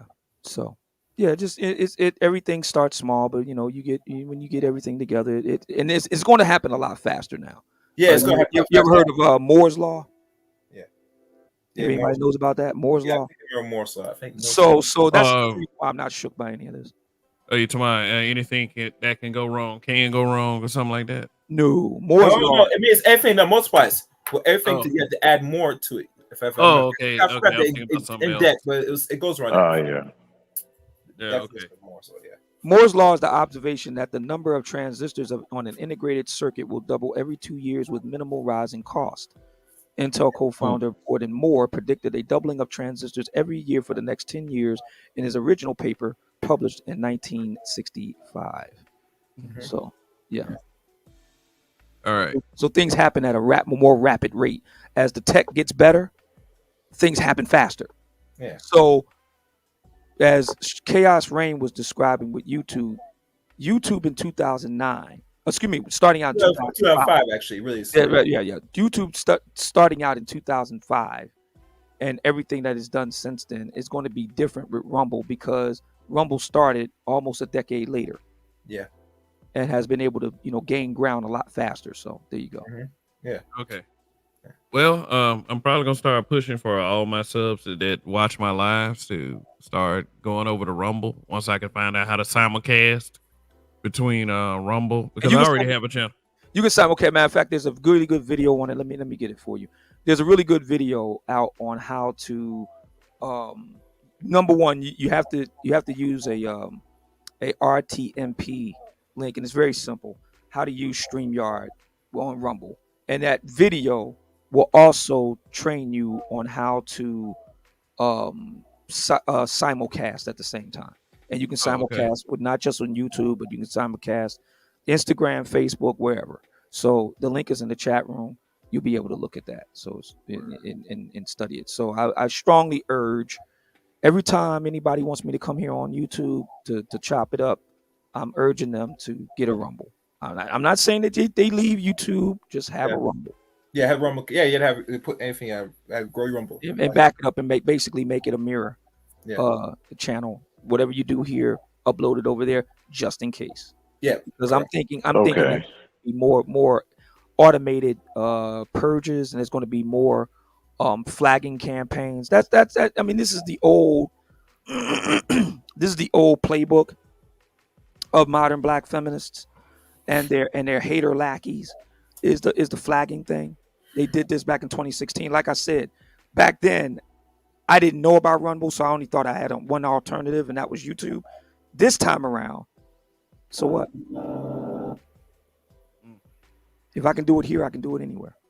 Yeah. I think people will follow you. Basically, you've been around for a few years anyway. You know, people know who Obsidian is.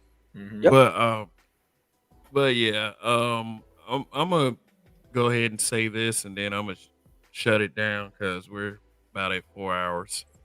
And after you shut down, bro, can I holler at old man about something? Just want to ask him a question. I mean, after you if shut he down. wants, I mean, if he wants to stick around, sure. But I'm so like I'm this kind of guy. I understand that there's the big three, big four, but I advocate for the smaller Manosphere content creator. And so does Rumble. If you're a smaller content creator, Rumble is for you. If you're a really big content creator, Rumble is for you too. But Rumble was really designed for the little guy. Oh, okay. Okay. So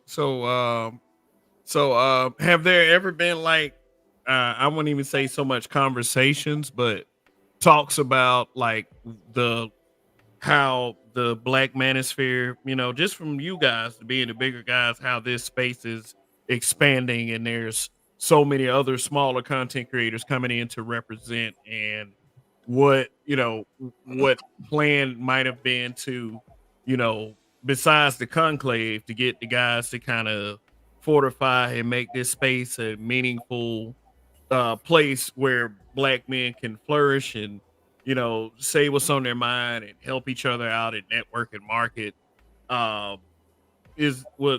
Was there ever anything about the expansion, like, you know, say like guys who are already here, such as yourself and Angry Man, versus the guys that are coming in just to make, you know, trying to come up and, you know, be a part of this, like, you know, people like myself and Roger and Chaos Rain and Ray and guys like that? Yeah. I would say that collaboration is hugely important. We need to do a better job of collaborating together, working together, black men talking to each other. We don't have to always agree. That's not a requirement. I'm always here to lend a helping hand to any brother that wants to get in the podcast game. We need more of them. I said when Kevin passed, we don't need another big Kevin Samuels. We need a 1,000 little Kevin Samuels. That's what we need. And I'm elated to see the Manosphere message. You know, we got people like Stephen A. Smith and Shannon Sharp doing it now. Right? I mean, does Shannon Sharp really talk about sports anymore? Nope. Does Stephen A. Smith really talk about sports anymore? Absolutely not.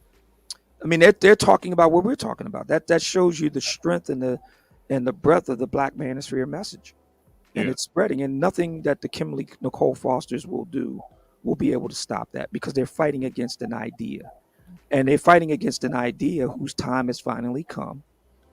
And the only way they can defeat it is have a better idea, and they can't. They can't come up with a better idea. What this whole thing with Kimberly Nicole Foster proves is that modern Black feminism is not. It just wasn't, you know, bereft to begin with. I mean, we're seeing this at the congressional level, and that is one thing I want to end on. And I want to get this link in before we wrap up. There's one more link I want to get in before we wrap up, because I want people to see this in answering this question. So not only is are the modern black feminists bereft of ideas, but it has their bankruptcy of ideas. You want to talk about moral reprehensibility? The moral reprehensible ideas has gotten congressional attention. Kimberly Nicole Foster's teacher at Harvard was Claudine Gay. Did you know that? And we saw how that turned out, didn't we? So same woman that talk about the thing with the people that kicked out. Correct. Yeah. And this is the last link I would ask the brother to post on the screen. I just posted in the chat, private chat. I talk about this. It will be in the book. Their ideas are bereft, and everybody knows it. It's no longer an insider baseball black manosphere thing now, or for that matter, white manosphere thing now, or for that matter, a red pill thing. No, let's put it this way: we've pretty much red pilled everybody. We pretty much red pilled all of them. Everybody knows what modern black feminism is about now. Everybody knows it. Everybody. So the question now becomes, what are we going to do about it? And the Congress, we already saw what happened with Ms. Gay, right? Congress is expanding their examination beyond just Harvard, MIT, and UPenn. They're going to all of the colleges now, not just the elite ones. And so the Kimberly Nicole Fosters of the world will have to just accept that they've lost the debate. And this is what I see happening right now is a rear guard action. It's a rear guard. It's too late. Because they're fighting against a real rebellion. They're fighting against a real insurgency. They're fighting against an idea. And that idea is better than their idea. Red pill thinking is far and away superior to modern black feminist thinking. As a matter of fact, I think I need to write about that and show and prove how and why. I am prepared to debate Kimberly Nicole Foster or anyone that she selects as a champion. Anytime, anywhere. I have defeated black feminists. She will not be the last. So, everybody check out the Black Manosphere Conclave website. Early bird tickets on sale for the conclave going down in Houston, September 6th through the 8th, 2024. Andre Love Crossing Borders will be there. Carnell Smith will be there. We're working on some other individuals. Richie Maxzoom to Thailand. El Wapo, they were there in Atlanta. They're returning for Houston. Pablo Frescobar, who presented last year, he will be there again. So and other speakers to be announced. It's going to be great.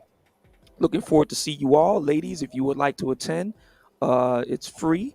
After business hours, fit, feminine, and friendly. We want to see smiles and feminine ladies. The cost is nothing but being fit, feminine, and friendly. We look forward to seeing you. And I want to thank you, Kev, for being the brave brother that you are to have me on the show. And it's up to you if you want me to come back. That's your call. You know how to reach me. My email address is in the chat room, in the private chat. If anybody wants to contact me about how they can get their signed autographed copies of my books, I got books for women too, not just for the brothers. They can read it. Here's the irony. I sent both of my books to Kimberly Nicole Foster. See, I don't have anything to hide. I have nothing to hide. Nothing. And my ideas are out there. And if people want to know what I think about things, they can read it. That's the reason why I took the time to write. And it's unfortunate that she's biologically incapable of doing writing like that. But and I will be responding to her long-winded letter accusing me of being a digital terrorist. I will be responding to that soon in writing, and I will point for point detail how and why she is just wrong. So that will also be included in the book. So So that's a great thing about being a self-published author. You can write whatever you want. Yeah, freedom of expression. Yeah. So I thank you so much, Kevin. I really appreciate it. I'm gonna hang around because Ray and probably some other brothers may have some questions after we go off the air. But Word. so I'll hang back. Word. Yeah, we're gonna cut this down. Anybody else got a last word before we get off this air? Nope. Chaos, Anthony, Well, Ray, I James. I James, you've just been want here to for a say, while. Go ahead. No, I'm good. Thank you, bro. I just want to say that I wish Obsidian the best. I wish you the best, sir. Thank you. I'm going to put a pin in my calendar, and God willing, we're all here a year from now. I'd like to see how things are at that time. Thank you. I don't agree with some of the ways that you say you're going to go forward. Mm-hmm. And so, like I said, if I were on your in circle, I would be saying no to some of the things that you're talking about. But like you say, you've made yourself into your own man, and we shall see in time. Thank you. I don't have a problem with saying I was wrong, but I think time will tell. Yeah, it will. Time will tell. Time will reveal all tales. So we'll see. In the meantime, I'll just simply say that Kimberly Nicole Foster is a sore loser. And when the debate is over, flagging becomes the tool of the loser. Mm. So I don't think she's worth it. I think it was worth every penny. I think Since you put it that way. Every penny. Worth every penny. I wouldn't change a thing. Mm-hmm. And I stand on everything I've said. Mm-hmm. I stand by it. Mm. I let the evidence speak for themselves. Kimberly Nicole Foster is just, miffed that I could directly refute anything she says about the Black Manosphere, anything she says about the Passport Bros, anything she wants to say about me, anything she wants to say about my lady friend. I can refute it with facts. I can refute it. I have no desire to run her out of the public square. I have no desire to want to silence her or censor her. She's an American citizen and she's entitled to her opinions, but she's not entitled to her own facts. And I will refute every single one, every single time. And I don't think it's an accident that her attempts to try to silence me have failed. This is the proof right now. So, debate me, Kim. You want to shut me up, Kim? Debate me. That if you want to defeat the Black Manosphere, debate me. Otherwise, just admit that you can't do it. You're not up to the job, and we move on. All right. I will say this. I will say this, and then I'm out of here.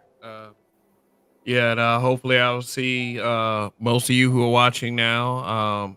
Hopefully see you tomorrow night on the smoke show that I have here every Sunday night here on YouTube. And I'll just say this, man. When I was saying to people earlier on Kuda's channel that this ain't just about Obsidian. This is about all of us. They take Obsidian away. There's guys out there, they celebrating, they hopping up and down, but it's not gonna stop there. Is that this kind of thing, muting people, censoring freedom of speech, has always been a slippery slope. And I just want us as brothers to be careful because it's Obsidian today, it might be you tomorrow. So this shit has got to stop somewhere. So y'all know how I do it. I got to play the outro. So anyway, that's it. Thank you everybody for coming through. Thank you for all the financial support, the super chats and the cash apps. Are really appreciated, and it motivates me to continue, especially to the live chat. And shout out to the replay gang. See about just hashtag replay gang, comment replay gang. Just let me know you're there. So anyway, that's it. Gonna end this here. And like always, Kevin, and so the people listening, don't take it personal. This is Black man being brutally honest. What else you want to hear it? Thank you. Yeah, absolutely. All right. Long live the habitual line steppers and Kev we trust. And when you don't give up, like Obsidian, you shall win. So, peace out. Peace.